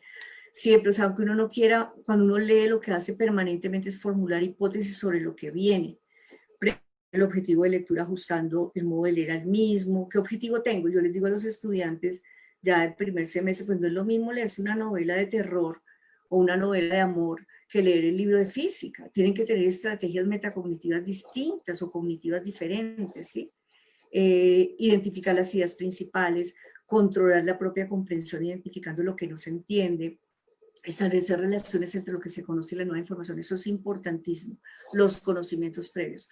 A veces hay conocimientos previos que obstaculizan el paso de nueva información, ¿no? Se llama obstáculo epistemológico. Entonces, eso tenemos que hacerlo, establecer esas relaciones, siempre buscar que el niño exteriorice eso que sabe del tema, o sabe lo que el cuento que se está leyendo, las experiencias que ha tenido. Esas son algunas estrategias cognitivas que favorecen la comprensión. Siguiente. La pregunta, ¿se enseñan esas estrategias en el aula? ¿Qué tan explícitas son esas estrategias? ¿O simplemente se espera que el estudiante las sepa por sí solo? ¿Sí? ¿Qué tan explícitas? Y también vemos que en ese proceso de construcción de significados uno puede tener los siguientes momentos. Preparación para el encuentro, momento para recordar el contexto, propósito preciso de esa lectura y formular predicciones de lo que se espera del texto, una lectura individual y silenciosa, un momento para construir el significado global del texto, confrontar con los compañeros, espacio para socializar los hallazgos e intercambiar hipótesis, síntesis del significado del texto y reflexión sobre las estrategias que ayudaron a comprender el texto, sistematización de lo aprendido mediante cuadros, esquemas, resumen, en caso de que sea un texto que pretende introducir algún contenido particular. Siguiente. Bueno, leer textos diversos, creo que eso es muy importante. O sea, entiendo la literatura infantil es supremamente hermosa, tiene cosas excelentes, pero también hay muchos tipos de textos que circulan en las familias, que circulan en las comunidades, ¿no? Entonces, no solamente, repito, textos narrativos, sino descriptivos, instructivos, argumentativos, expositivos. O sea, el niño, y ojalá, miren que es muy bueno trabajar con textos cortos, bien escritos, ¿no? Para que los niños y las niñas, pues, de esos cuentos que son demasiado largos, son unos textos muy largos, sino de pronto trabajar estrategias también que usen lecturas cortas. pero que incluyan diferentes tipologías textuales, diferentes géneros discursivos, porque yo creo que eso todo le va abriendo el camino al niño y a la niña para llegar a ser un lector autónomo, competente, experto. Siguiente. Proponer situaciones didácticas que le den sentido al aprendizaje de la lectura en función de múltiples propósitos. Esto es muy importante. Adecuando los modos de leer a los objetivos de la lectura. Es que un niño hasta desde primero de primaria, de transición, ¿qué pretendes con esta lectura? Que yo quiero saber acerca de los monstruos, que yo quiero saber dónde viven los elefantes, o sea, ¿qué propósito tiene el niño para leer? Y hacerlo explícito. Y enseñar estrategias para la comprensión lectora, entendiendo que dicha enseñanza debe ser funcional y enmarcada en situaciones didácticas significativas para los niños. ¿Y qué es lo más significativo para los niños? Cuando se lo presentamos o lo vivenciamos, más que presentarlo, lo vivenciamos como un juego, como algo lúdico, una actitud lúdica que debe acompañar permanentemente el trabajo, que no diría yo que solo con niños y niñas, debería estar acompañando toda la trayectoria escolar, porque vemos que hay grandes rupturas, ¿no? De transición a primero, de segundo a tercero, de quinto a sexto. Entonces, esto debería ser algo que siempre esté presente en cualquier trayectoria educativa escolarizada, ¿no? Funcional, significativa, lúdica. Propiciar en los niños la reflexión acerca de su proceso de lectura, formulándoles preguntas como ¿cómo hiciste para entender el texto? ¿Qué se te dificultó? Cuando no entendiste una palabra, ¿qué estrategia usaste? ¿Sí? Promover prácticas que permitan a los niños ser parte de comunidades de lectores. Miren, una vez tuvimos una experiencia con una maestra de transición y era que les ponía escarapelas a los niños. Bienvenido al círculo de lectores, bienvenido al club de escritores, y que los niños se sientan en una comunidad de lectores y escritores es muy importante. O sea, yo creo que todo lo que también toque la autoestima, que el niño se reconozca en lo que escribe, en lo que lee, es muy importante. Siguiente.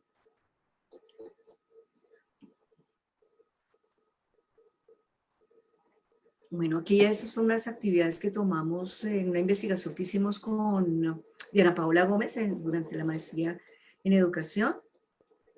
Estuvimos trabajando como con 6 colegios de Bogotá, de diferentes estratos socioeconómicos, y encontramos esta actividad que fue diseñada por una profesora, como para ver la planeación, ¿no? La planeación, los objetivos de lectura, ¿sí? Entonces, ¿qué sé, qué quiero aprender, qué he aprendido? Entonces, pues era un colegio bilingüe, entonces desde el principio les combinan el español con la forma en inglés, y esa era la forma en que ella planeaba, digamos, que me parece interesante, que lo podríamos hacer en el tablero, ¿no? Bueno, lo que sea, escribirle al niño, ¿qué crees que sabes de este tema? Tal cosa, hacer mapas con lo que los niños saben, hacer organizadores mentales.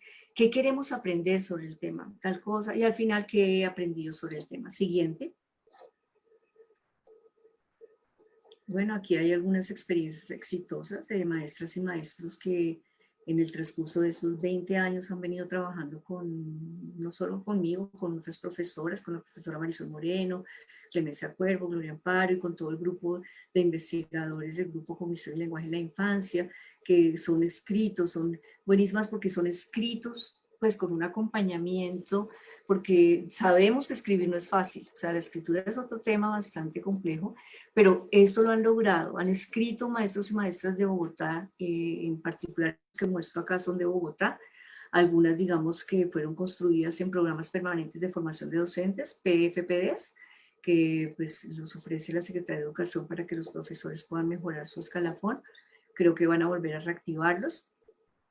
Otras financiadas por el IDE, que también hemos tenido varias oportunidades de trabajar conjuntamente con maestras y maestros de Bogotá, realmente que nos han permitido enriquecer profundamente nuestro conocimiento. Entonces, pero es para mostrarles que en estos textos encuentran ustedes ejemplos de experiencias exitosas desarrolladas por maestros y maestras de Bogotá.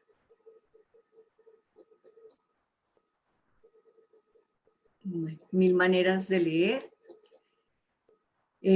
Aquí hay algunas cosas que les pueden ser interesantes: Colombia Aprende, Revolución Educativa, leer, bueno, de la Secretaría de Educación también hay cantidad, pero cosas que ustedes pueden también acudir para involucrar tecnología de información y comunicación. orientadas, o sea, donde hay orientaciones para docentes, para familias, en otras pantallas, en otras formas de leer.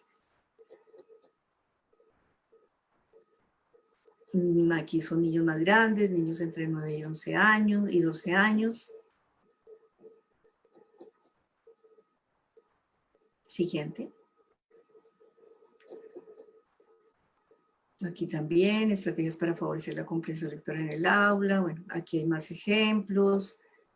Fondo de lector, que ustedes los pueden enriquecer con todos los que me imagino han conseguido en estas 5 meses que llevamos de pandemia. Recursos educativos, Prezi, bueno, herramientas online que pueden ustedes enriquecer entre todas en ese banco. Ahora sí, muchísimas gracias, ¿verdad?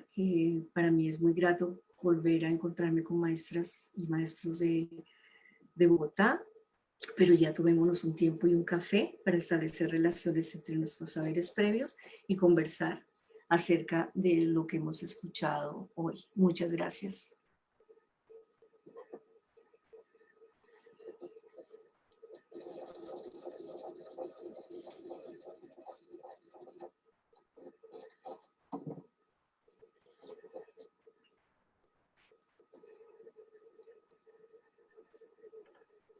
Bueno, muchas gracias, profe Rita.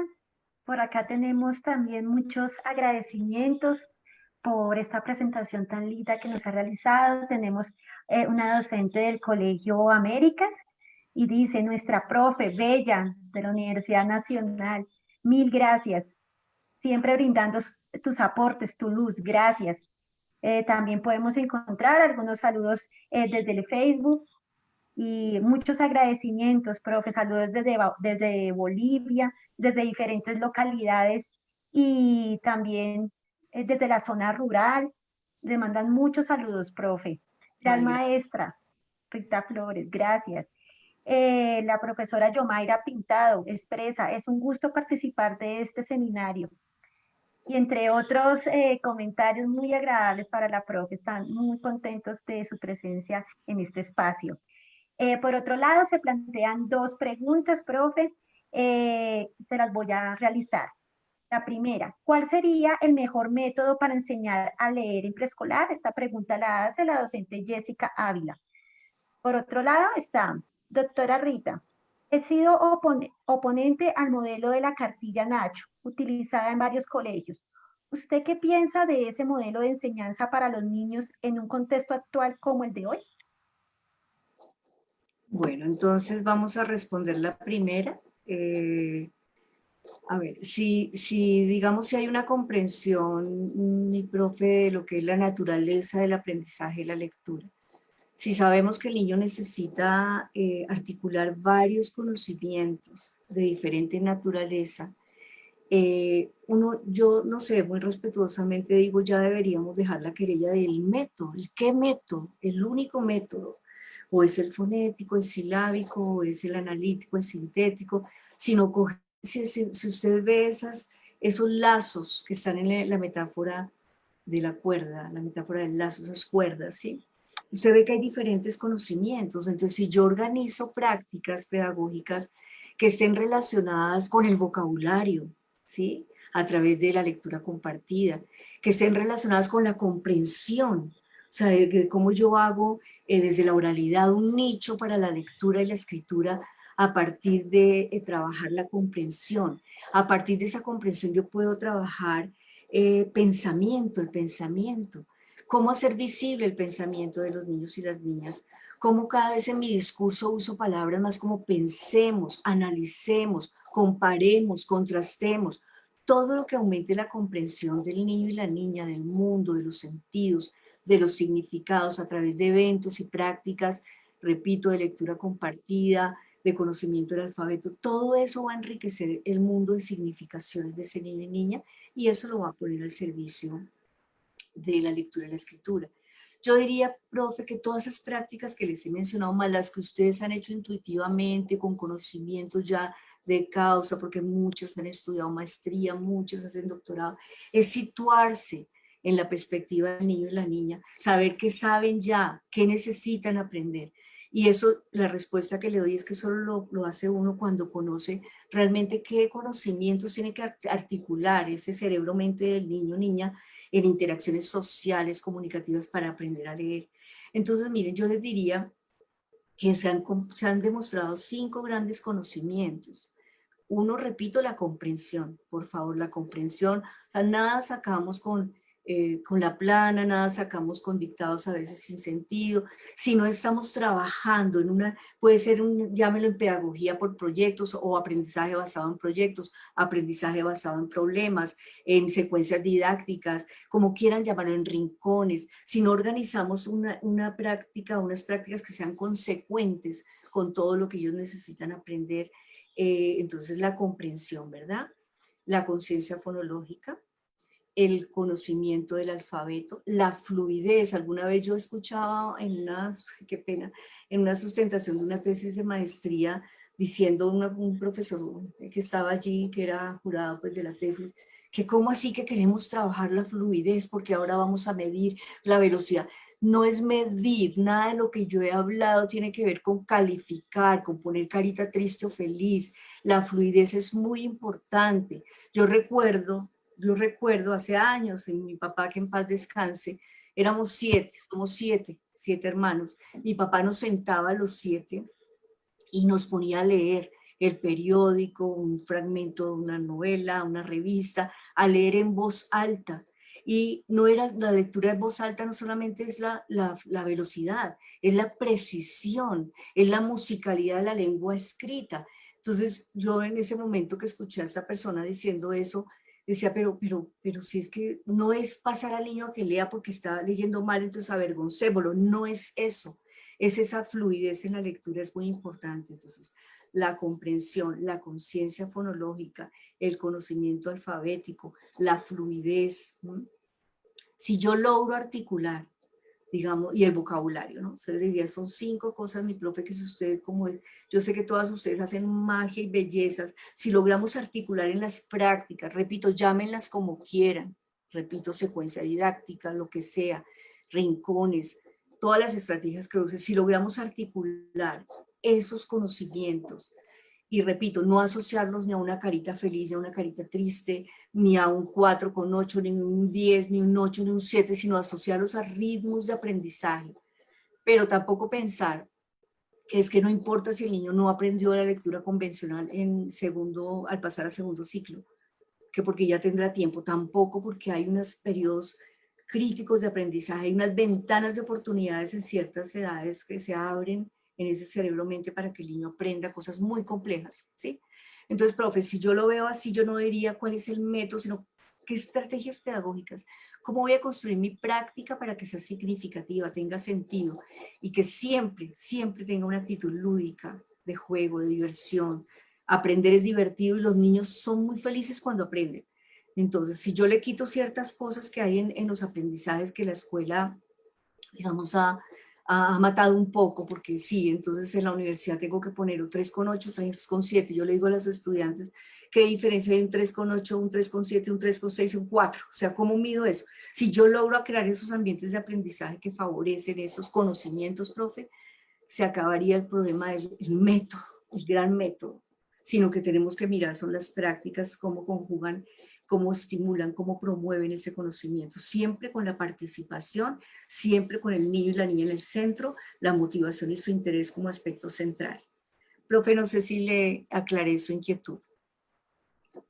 Sí, señora, muchas gracias, profe. También podemos, yo ahora aquí la cámara, también podemos interpretar de lo que usted nos comenta, pues que hay prácticas sociales y culturales, tal vez tradicionales, que se pueden incluso convertir en experiencias significativas para los niños. De hecho, por ejemplo, hay muchos niños que son visuales y que, por ejemplo, hay mamás que les compran, no sé, de pronto la cartilla de Nacho, que a veces las mamitas son las que las adquieren, y se lo llevan a los niños, y esa misma emoción de la mamá por este material es transmitida al niño, y por este hecho hasta puede convertirse en algo atractivo y hasta significativo para el niño, ¿sí? Entonces es como mirar, bueno, si esto le pareció atractivo, vamos a, no sé, a transformar y mirar cómo, qué sacamos de ahí no es como estigmatizar de una vez que esto es malo, sino que mirar qué podemos sacar de ahí y lo convierto en una experiencia significativa para los niños. Mirar qué es lo que sirve, qué es lo que funciona o qué es lo que no funciona. Lo que no funciona, pues lo dejamos a un lado, pero mirar qué podemos extraer y hacer de esas experiencias significativas. Hay por aquí también en cuanto a estas preguntas que plantean las profes, dice, ¿cómo trabajar la expresión gráfica en primera infancia? Lo pregunta la profesora Fanny Ráquira. Por otro lado, la profesora Aura Ribon también dice, para fomentar la lectura comprensiva en primera infancia, ¿cuáles son los textos literarios más convenientes? Bueno, me voy a devolver un poquito a la segunda pregunta que me hicieron, que usted en parte la respondió sobre las cartillas, ¿no? Mire, afortunado o desafortunadamente, no sé, nos toca convivir con ellas, porque como dice Andrea, es más, yo recuerdo tanto a la entrada de la Secretaría de Educación, en un puestico que había de libros y cosas, estaban las cartillas ahí, ¿no? Y recuerdo una profesora muy linda en una investigación que hicimos que a ella le daba pena que sus compañeras se enteraran, me pidió guardar el silencio absoluto, que decía, ay, profe, mire, yo aquí entre nos, yo le digo a las mamás que compren la cartilla, o sea, son cosas de la tradición que coexisten y que, como dice Andrea muy bien, hay que maniobrar, hay que hacer malabares, ¿no? Malabares para saber. Y otra cosa, Andrea y queridas colegas, es que a veces tenemos que dejar el adultocentrismo, ¿no? O sea, yo volviendo a la anécdota de la sustentación de tesis, es el académico, ¿no? Sabe cómo es, ¿no? Aquí estamos aprendiendo de lo que existe, de lo nuevo, y que es capaz de decir cosas por los niños. Como dice Andrea, los niños y las niñas son ellos los que tienen la última palabra, o sea, ellos son los que nos van a mostrar si están divertidos, si están aprendiendo, si están encontrando el sentido y significado a lo que hacemos. No somos los adultos. Estamos acostumbrados a decir eso sirve, eso no sirve, eso es satánico, eso mata la lengua, eso, pero los niños son ellos, son ahí. Y otra cosa, yo no sé qué palabra ponerle a ese concepto, a ver si me ayudan. No, yo pensaba teoricocentrismo, ¿no? Entonces yo quiero ver al escritor, al académico, quiero ver a Piaget en ese niño, quiero ver a Vygotsky en ese niño, quiero ver a Humberto Eco en ese niño, quiero ver, no, los niños y las niñas no son las teorías. Las teorías nos han ayudado a explicar muchas cosas y hay algunas que no son más cercanas que otras, pero sí es como esa gana de ver a ese teórico allí. Resulta que el niño tiene diversidad de formas de aprender, de divertirse, él quiere saber. O sea, lo importante, ¿saben qué es, profes? Escucharlos a los niños y a las niñas, escuchar a las familias también, porque las familias tienen mucho que decir. Pero entonces sí es como hacer malabares con cosas que coexisten y que aunque las satanicemos, están allí presentes. Entonces, depende, mi profe, la respuesta sería, es tan relativo. Yo tampoco, o sea, mire, yo por ejemplo, las cartillas que hice, que les he mostrado aquí las carátulas, son cartillas que van dirigidas a sugerencias de prácticas, si no son cartillas para los niños y niñas, son para los maestros y maestras para que a partir de eso, si están de acuerdo allí con lo que señalo, puedan coger algunas actividades, modificarlas, adaptarlas, crear nuevas. Pero igual yo he visto niños y niñas que son felices aprendiendo a leer y a escribir con su abuelita, que le compró la cartilla en un agáchese y ella con amor, con afecto, con emoción, le transmite al niño un sentido sobre ese objeto, que puede ser ese o puede ser una página en internet o puede ser un juego, una aplicación que van a sacar aplicaciones ya para manejar conciencia fonológica. O sea, yo creo que Andrea da una respuesta muy sabia.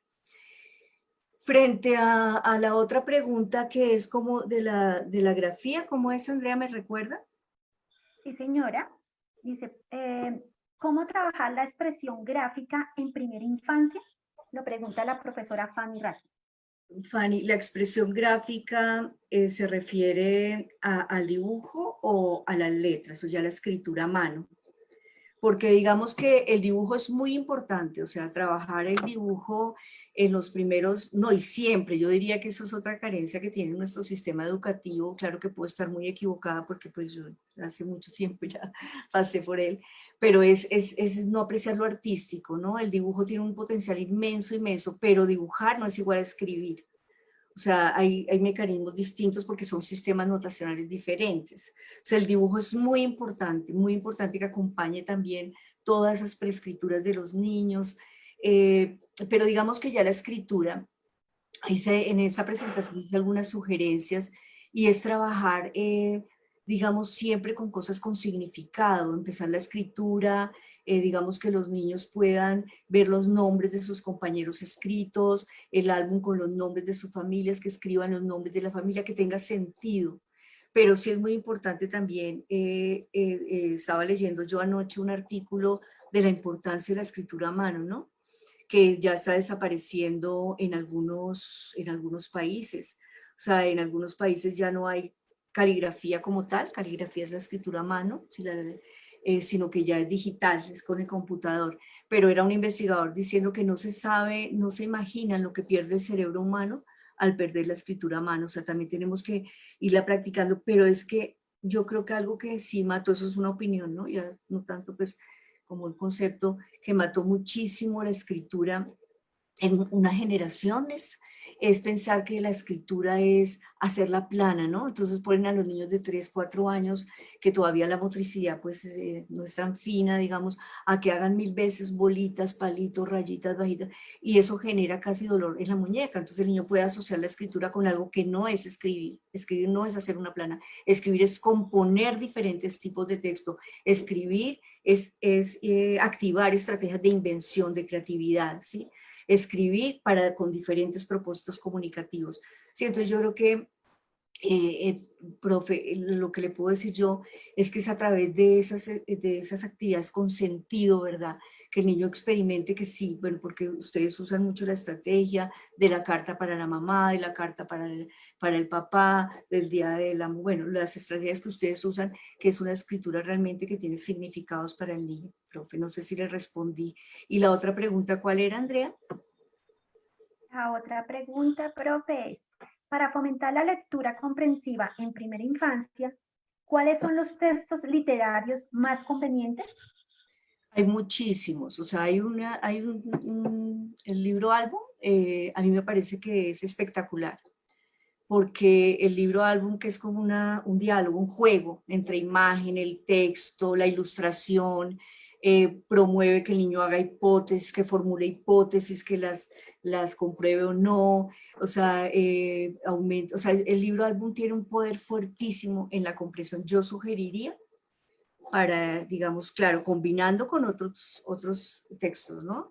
Porque tampoco es uno solo, o sea, el niño debe estar expuesto a una variedad textual para que así vaya creciendo y comprendiendo cuáles son, digamos, las estructuras de cada tipo de texto. Pero creo, profe, que mi respuesta sin titubear es el libro álbum.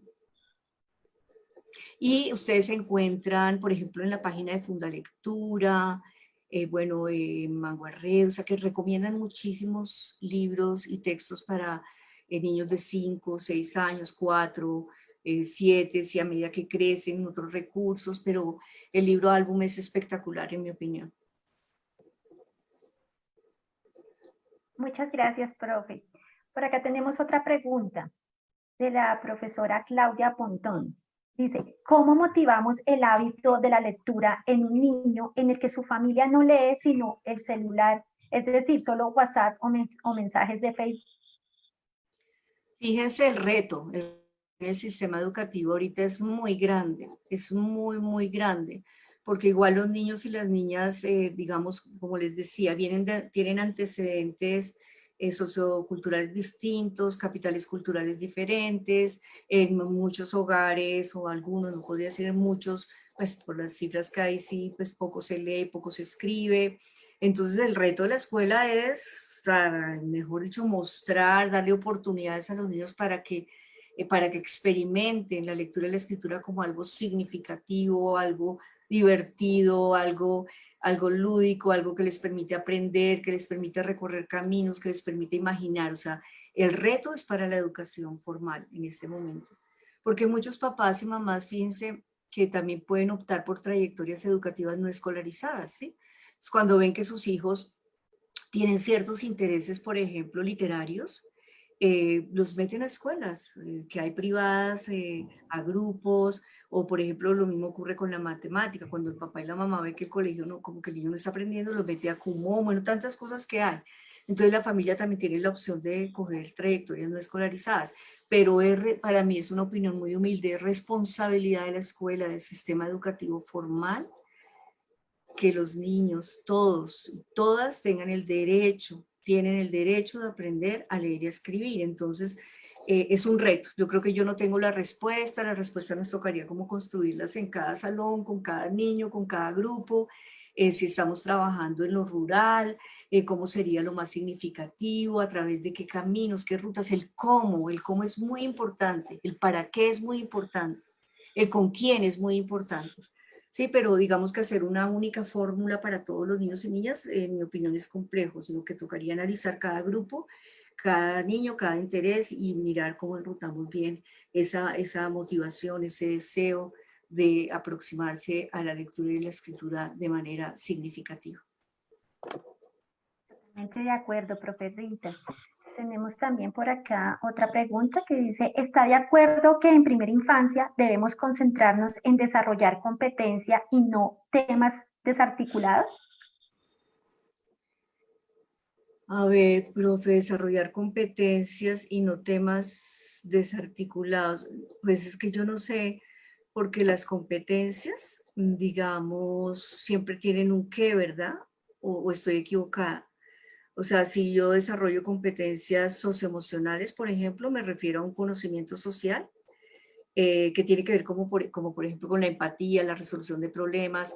Si yo desarrollo competencias comunicativo-lingüísticas, pues tendrá que haber un qué, ¿no? Si quiero trabajar la escucha activa, si quiero trabajar la narrativa, si quiero trabajar la descripción, o sea, no sé, yo no podría desligar totalmente la competencia, mi profe, de los conocimientos, o sea, del que voy a aprender, ¿no? O que quiero que el niño aprenda. Igual, si yo quiero desarrollar, por ejemplo, pensamiento histórico a través de la narrativa, yo quiero que el niño recuerde, por ejemplo, cómo fue su infancia o que le cuente, que le pida al abuelo que le cuente cómo era tal época. O sea, no sé, no podría desligar lo uno de lo otro, profe. Profe, en este caso, ¿estaría bien hablar en preescolar sobre desarrollo de competencias o más sería el desarrollo de habilidades? Pues esa es la pregunta del millón, ¿no? Porque si uno se remonta, por ejemplo, yo aprendí la definición de competencia a través de un autor del Himes de sociolingüística, y es una definición muy linda, porque la competencia tiene que ver con el ser, con el saber hacer, hacer con otros, ¿sí? Entonces depende de dónde nos paremos en la definición de competencias.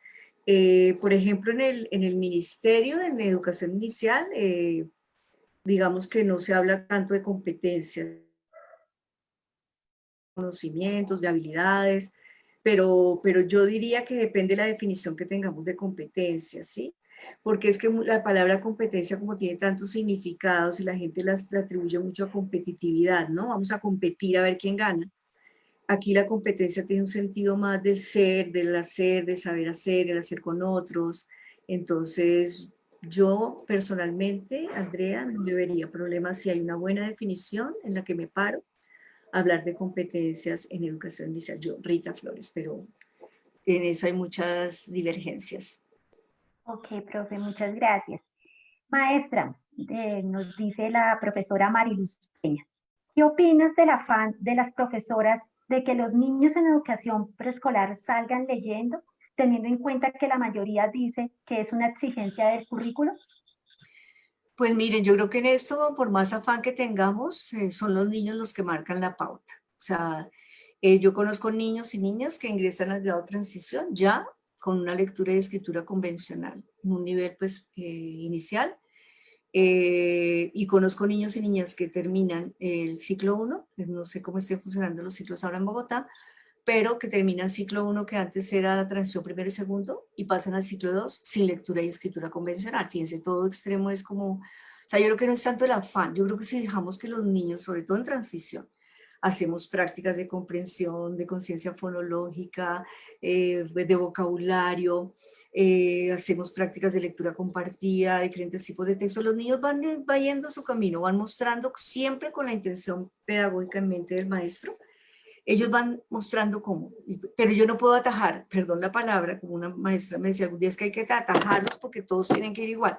Yo no puedo atajar a un niño porque ya el niño lee y escribe convencionalmente terminando transición.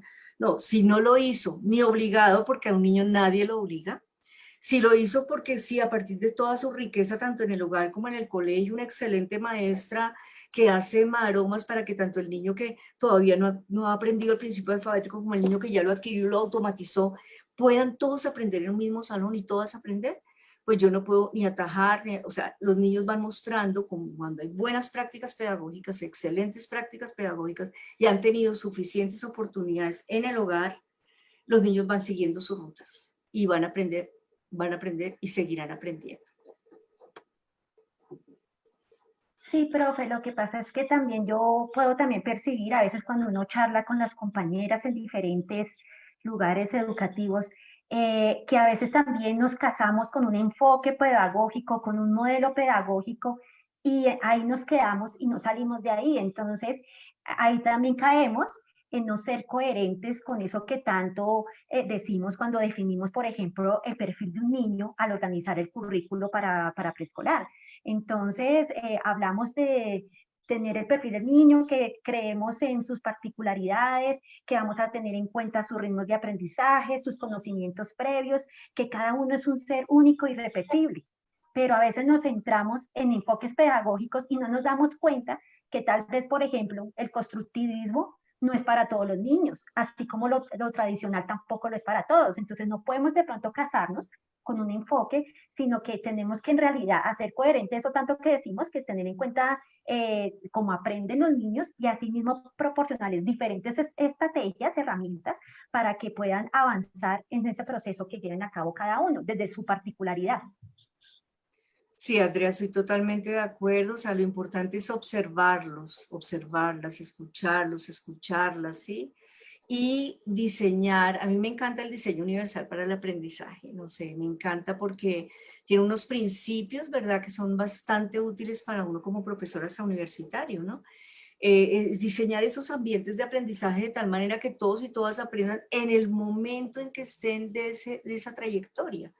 Por eso a mí me gusta mucho hablar de expectativas de aprendizaje. ¿Qué esperamos que aprenda Juanito Pérez? ¿Qué esperamos que aprenda Susana Rodríguez? Seguramente con Juanito Pérez va a estar Enrique, Jorge, María, o sea, y se van a ir agrupando, pero ¿qué esperamos que ellos aprendan? Y ¿qué esperamos que aprendan? No por obra y gracia, ¿no? Que entonces ya crecieron, ya cumplieron un año, ya aprenden. No, por ese diseño que hacemos de esos ambientes de aprendizaje que hacen, repito, que todos y todas aprendan en el punto de la trayectoria, en el momento donde vayan, en ese continuo. O sea, creo que esa es la respuesta. Puede sonar que no es nada fácil, pero creo que es así. O sea, saber que no todos los niños son iguales, que van en el mismo punto, que necesitan la misma estimulación, que necesitan la misma actividad, sino que tenemos que crear una cantidad de escenarios, un escenario de aprendizaje tan enriquecido, que, repito, todos y todas aprendan desde una perspectiva de educación con inclusión y calidad.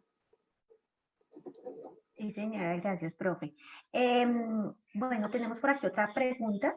Dice, las prácticas pedagógicas enmarcadas en la conciencia fonológica con un trabajo aumentativo favorecen la lectura inicial. Con un trabajo aumentativo, bueno, no entiendo muy bien lo del trabajo aumentativo, pero, o sea, sí se ha demostrado que la conciencia fonológica, en particular, repito, la conciencia fonémica, recuerden, el fonema es una representación mental de los sonidos que conforman las palabras y que establecen rasgos distintivos. Ejemplo, masa, casa, ¿sí? Están las mismas, pero cambia una letra, un sonido, la correspondencia. Entonces, sí, eso se ha demostrado que trabajar, por ejemplo, en transición, muchos juegos con conciencia fonológica, está bien, con la conciencia intrasilábica, rimas, retahílas, nanas, poesía, sí, porque es la musicalidad de la lengua oral, pero también trabajar con conciencia fonémica es muy importante y es un predictor el aprendizaje de la lectura ya convencional.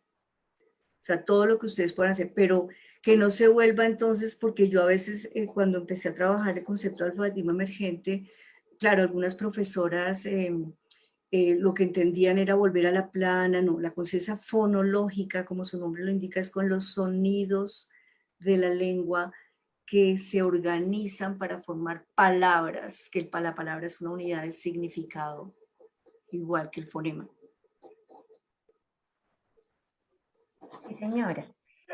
Profe, por acá tenemos otra pregunta de la docente Adriana Ramírez. Dice, ¿qué piensas de la estrategia de la Secretaría? Leer y escribir en tiempo correcto. ¿Dicha estrategia potencia la comprensión? Yo creo, a ver, he tenido la oportunidad de leer algo de esta estrategia y creo que nunca, es que yo no sé por qué se ha creado esa dicotomía, ¿no? Y no sé de dónde viene el origen, pero que entonces si yo estoy aprendiendo a leer en tiempo correcto es porque no comprendo. La comprensión está antes, la comprensión está en la oralidad también, o sea, lo que pasa es que sí yo les decía, o sea, son hallazgos de la neurociencia. Ustedes saben que ahorita hay una tecnología muy sofisticada para estudiar el cerebro, ¿no? El cerebro humano. Es que hay unos momentos que son ventanas de oportunidad para aprender. O sea, que el cerebro está allí, es como, no sé, cuando los niños aprenden una segunda lengua desde muy pequeñitos. No estoy diciendo que todos y todas lo hagan, pero sí, ustedes conocen niños muy pequeños que hablan, por ejemplo, 2 lenguas a los 4 años, ¿sí? Porque su mamá habla inglés y su papá español, y entonces el intercambio, los niños aprenden ambas lenguas, ¿sí?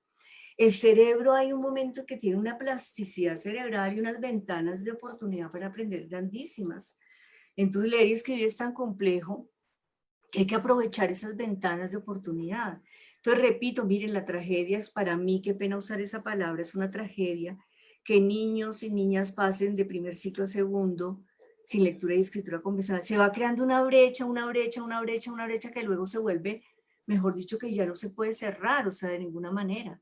Entonces yo creo que sí hay unas edades sin llegar al punto de entonces que tengo que afanar a los niños porque eso es imposible metafísico, ¿sí? Pero sí crear oportunidades para que en esos momentos que el cerebro está con esa cantidad de oportunidad, crear masa crítica es muy importante en el cerebro, al igual que lo hacen los niños cuando aprenden a hablar. El niño no empieza, repito, a decir oraciones, el niño primero aprende palabras, pero no solamente sustantivos. O sea, no solamente sí, llame esa casa. No, el niño aprende palabras de relación, más, no, sí. Cuando tiene una masa crítica de vocabulario, el niño empieza a producir, a hacer producciones de 2 y 3 palabras.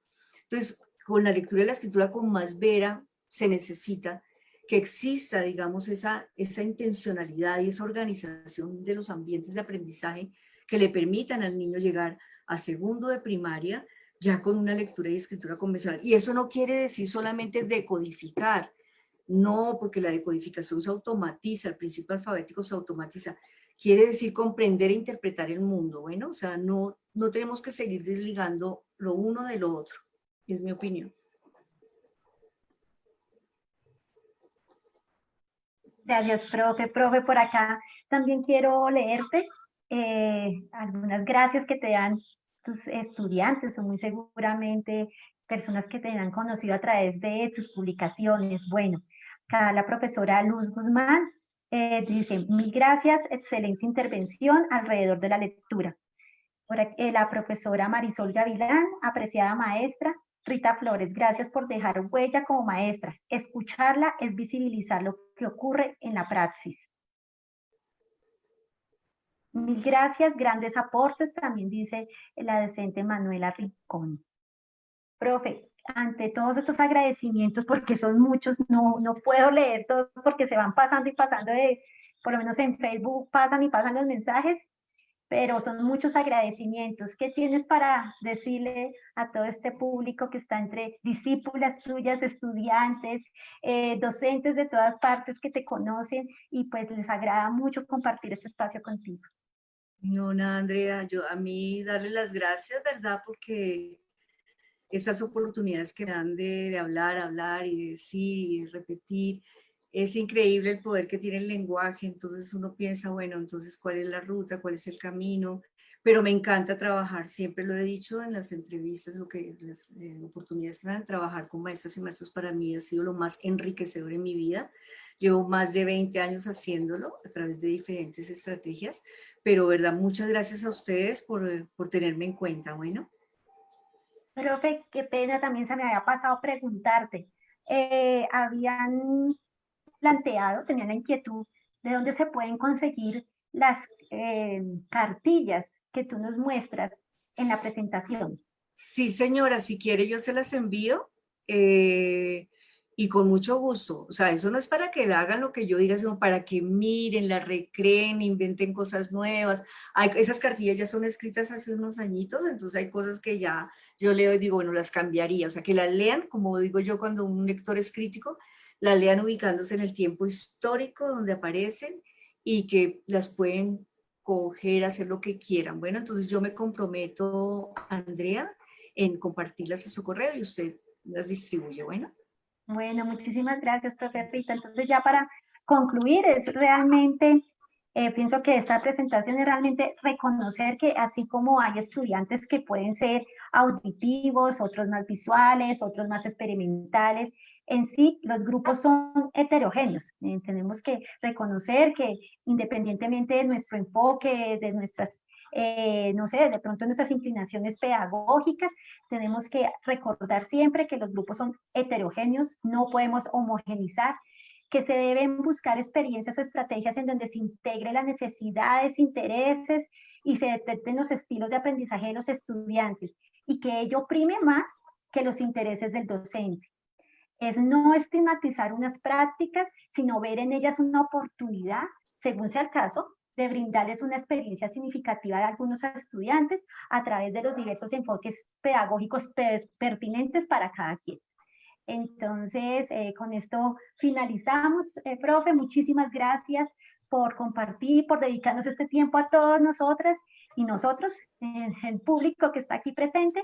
Y nada más, profe, muchísimas gracias. Con muchísimo gusto y gracias a ustedes. Un abrazo fuerte para todos y todas. Chao. Muchas gracias, profe, por estar siempre dispuesta a acompañarnos. Les hacemos la invitación a todos. El día de viernes nos volvemos a encontrar en el intercambio de saberes. Por ahí está Adriana Cárdenas también haciéndote cara Ay, de que Adriana. todas tus alumnas, a todas las que tocaste. Chao, sí. Nos vemos el viernes y el próximo lunes nuevamente estamos invitando a estas charlas. Andrea, ¿me confirmas? El otro lunes estamos con... Se me fue Andrea. No, ya aquí estoy. El próximo lunes estaremos con el profesor Fabio Jurado y con el rector del colegio Fernando Mazuera, el profesor Félix Edinson Ángel. Vamos a hablar sobre la evaluación en el preescolar, los retos y los desafíos, que como bien sabemos es un tema bastante controvertido y pues los esperamos. Bueno, Chao. muchas gracias a todos por acompañarnos el día de hoy y nos vemos el viernes entonces de 3 a 5 por los mismos canales. Feliz resto de semana. Muchas gracias, Chao. profe. Gracias. Chao, chao. Hasta luego.